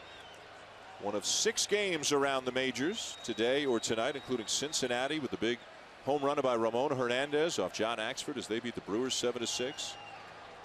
The Yankees beat the Tigers 6-3. That was a 3-run lead that Axford was trying to protect in the 9th inning. Not fun for Ron Renicky in his first big league game, managerial debut. Another fly ball, shallow. And the inning is over. The Dodgers get 1 and take a 2-0 lead. We'll go to the 9th here at Dodger Stadium. Buster Posey will be the leadoff hitter for the San Francisco Giants, with Dodger closer Jonathan Broxton on his way in from the pen to make his season debut. 2-0 Dodgers 9th inning. Now time to look at some of the new faces in new places. Brought to you by Denny's, of course. Cliff Lee signing as a free agent, going back to Philadelphia to help make that rotation so incredibly strong and deep. Zach Greinke out with an injury right now, but he's now a member of the Milwaukee Brewers. Jason Worth signing that big contract to become a member of the Washington Nationals. And Dan Uggla seems to be fitting in very well after moving from the Marlins to the Braves. A lot of people really high on Atlanta's chances heading into the season. Here's Buster Posey to lead off the 9th against Jonathan Broxton. Dodgers 2, Giants nothing. And just missed. Boy, that looked close. At 96 miles an hour for ball 1. You can see that Broxton did some of his worst work against the Giants last year. Posey's 1 for 3.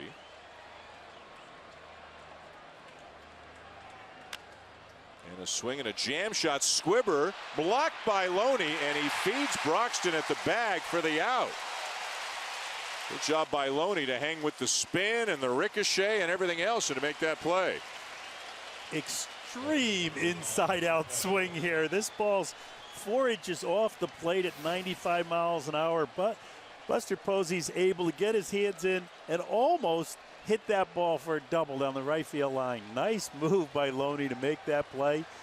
Broxton's not a spectator. He's actually an infielder making the play. Nice play. Big first out here in the 9th inning. In the batter now, Pat Burrell.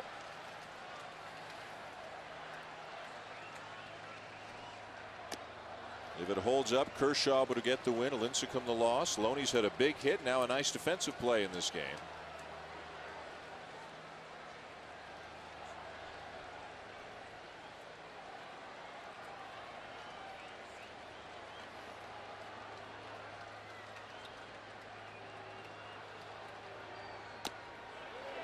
That's twice where he's looked for that outside corner, or only he's missed it by just a fraction of an inch, it looks like.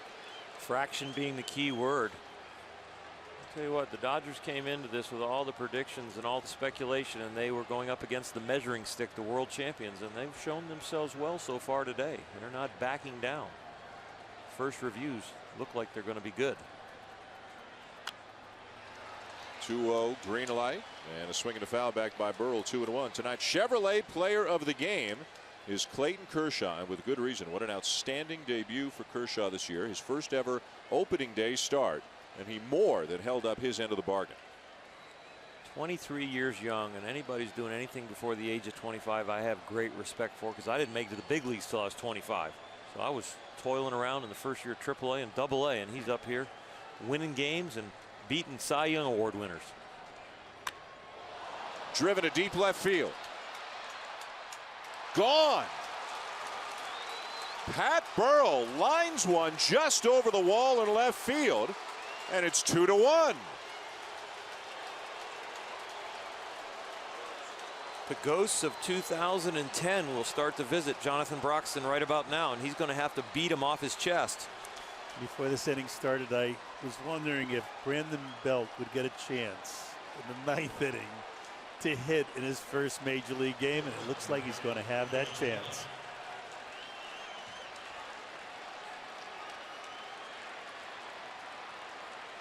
These Giants, tough to put away. We saw that all last year, especially in September and October. Tough to finish them off. There's a newcomer to the San Francisco team this year, Miguel Tejada. Inside, ball 1. Former MVP, 2002 with Oakland, 6-time All-Star. Well, something's not right. He's throwing 97, 99 miles an hour. It looks like every hitter's watching the ball come in from center field. Yeah. 90-mile-an-hour slider, 1-1. And he was right on it. At the beginning of spring training, he was throwing about 90, 91. And there's Pat Burrell turned around one of those fastballs. Last year, Pat Burrell had 10 home runs after the 7th inning that put the Giants from down to ahead. It was the most in the majors. So he's got some power in that bat, especially late in the game when the Giants need it. Another slider, and that's a fair ball. 2 down.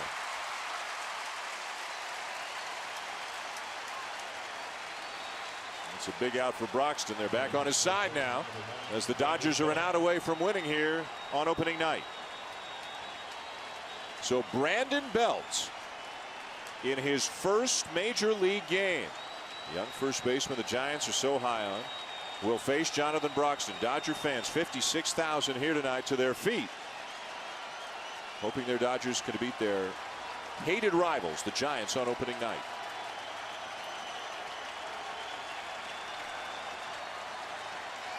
Pretty good major league initiation. 3 at-bats against Clayton Kershaw and then Jonathan Broxton. I mean, right, Dan?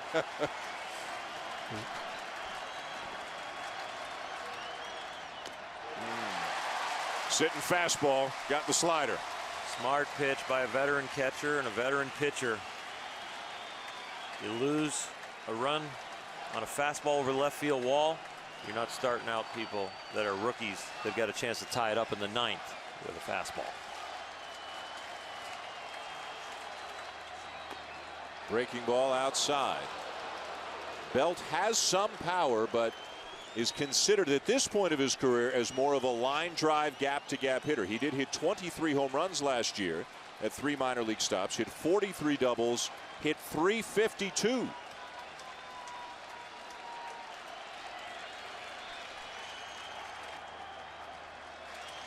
The 1-1. Another breaking ball, and it's fouled off to the left, 1-2. So Broxton has not shown Belt the fastball yet in this at bat. I think he should here, up out of the zone, Earl. Yep. I think it's time to speed him up. Yep. Go up out of the zone. This is the pitcher's pitch. This is not a pitch that you're trying to get him out with. If he wants to get himself out, that's fine. Speed him up. Look at the reaction on this pitch and decide what you want to do after you see the hitter's reaction. Pablo Sandoval is on deck should the game continue. Belt in his first major league game.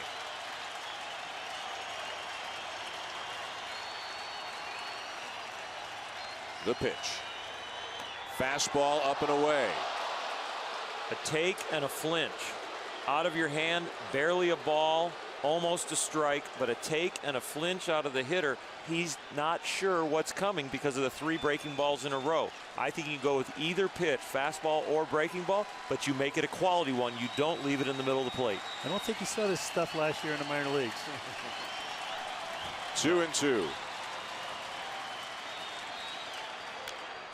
Slider fouled off. For me, with a 1-run lead and Jonathan Broxton on the mound right now, and a guy that supposedly has a little bit of a slow minor league bat that has gap power only to left center, I do not give him a breaking ball to speed up his bat to be able to hit a home run with it. If I throw a breaking ball, it will be bounced. It will not be anywhere that he can get the barrel of the bat on it. I'm going to make him beat me to left field, not right field. Agreed. Let's see if Ron Barajas agrees. Yes, he does. Or does he? If it's a breaking ball, he better bounce it.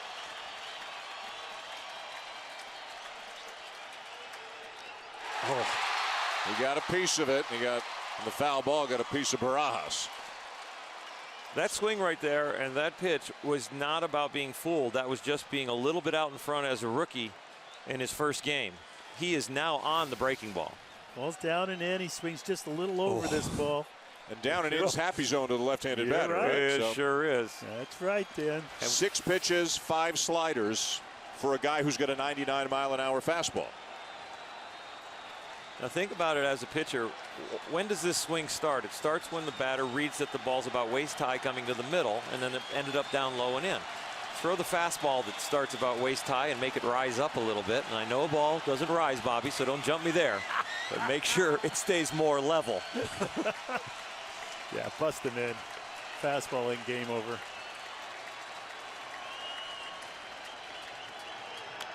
Fastball fouled back. Nice at bat. Some kind of hitter. Nice at bat. Yes, sir. Wow. When you talk about, you dream about playing an opening day. You dream about playing your arch rival. You dream about having a chance to come up in the ninth inning and do something special. Well, this at bat is special already, as far as I'm concerned. Regardless of the outcome. Yes. Here comes the 8th pitch. A home run by Burrell to get the Giants on the board here in the 9th. Belt try to extend the game. Again, the 2-2 fastball and a soft liner caught at third by Uribe, and the Dodgers win it 2-1. Broxton gets the save despite giving up the home run. Kershaw picks up the win. Lincecum pitches well but takes the loss. And the Dodgers open up the season with a win over the Giants 2-1 here on opening night. A microcosm of the National League West, possibly, and what we're going to see in the next 161 games, that this is going to be a tight race, that it's going to be about good pitching and key hitting. Congratulations to Don Mattingly. Win number 1. How about that? It didn't take him long. And it was a 2-1 game, just the way he liked it. Well, the difference in this game really was the defense. San Francisco played bad defense and gave the Dodgers a run.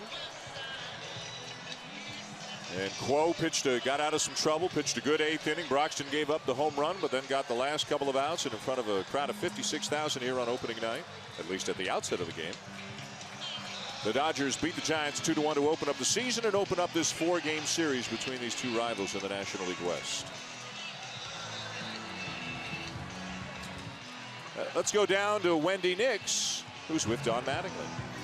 Dan, thank you. Don, congratulations. You're now undefeated as a Major League manager. What's it feel like to get your first win tonight? Well, it feels good to be able to come opening day and, Brox gets the save, Cole does his job, Clayton does his thing, and we played pretty good defense overall. So, we did some things right, so it feels good.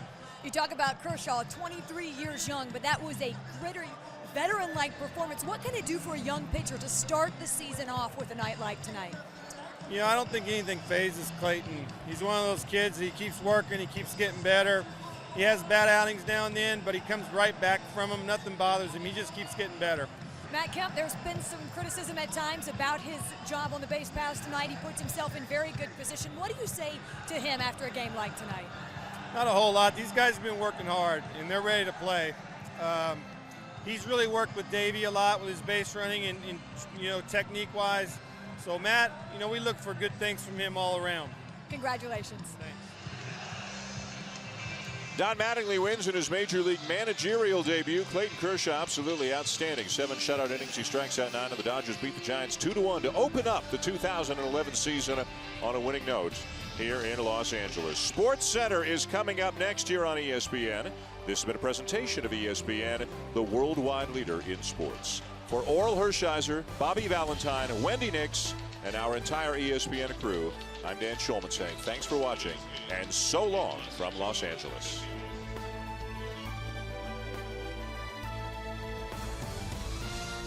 Clayton, congratulations. An outstanding performance on opening night against the defending World Series champions. Was there anything that wasn't working for you tonight? That was fun. That was, it's a great way to start a season. Going up against those guys, World Series champs, our rivals, Lincecum. It's just, it's a lot of fun. You turned 23 just 10 days ago, but your manager tells me that nothing phases you. Where does that come from?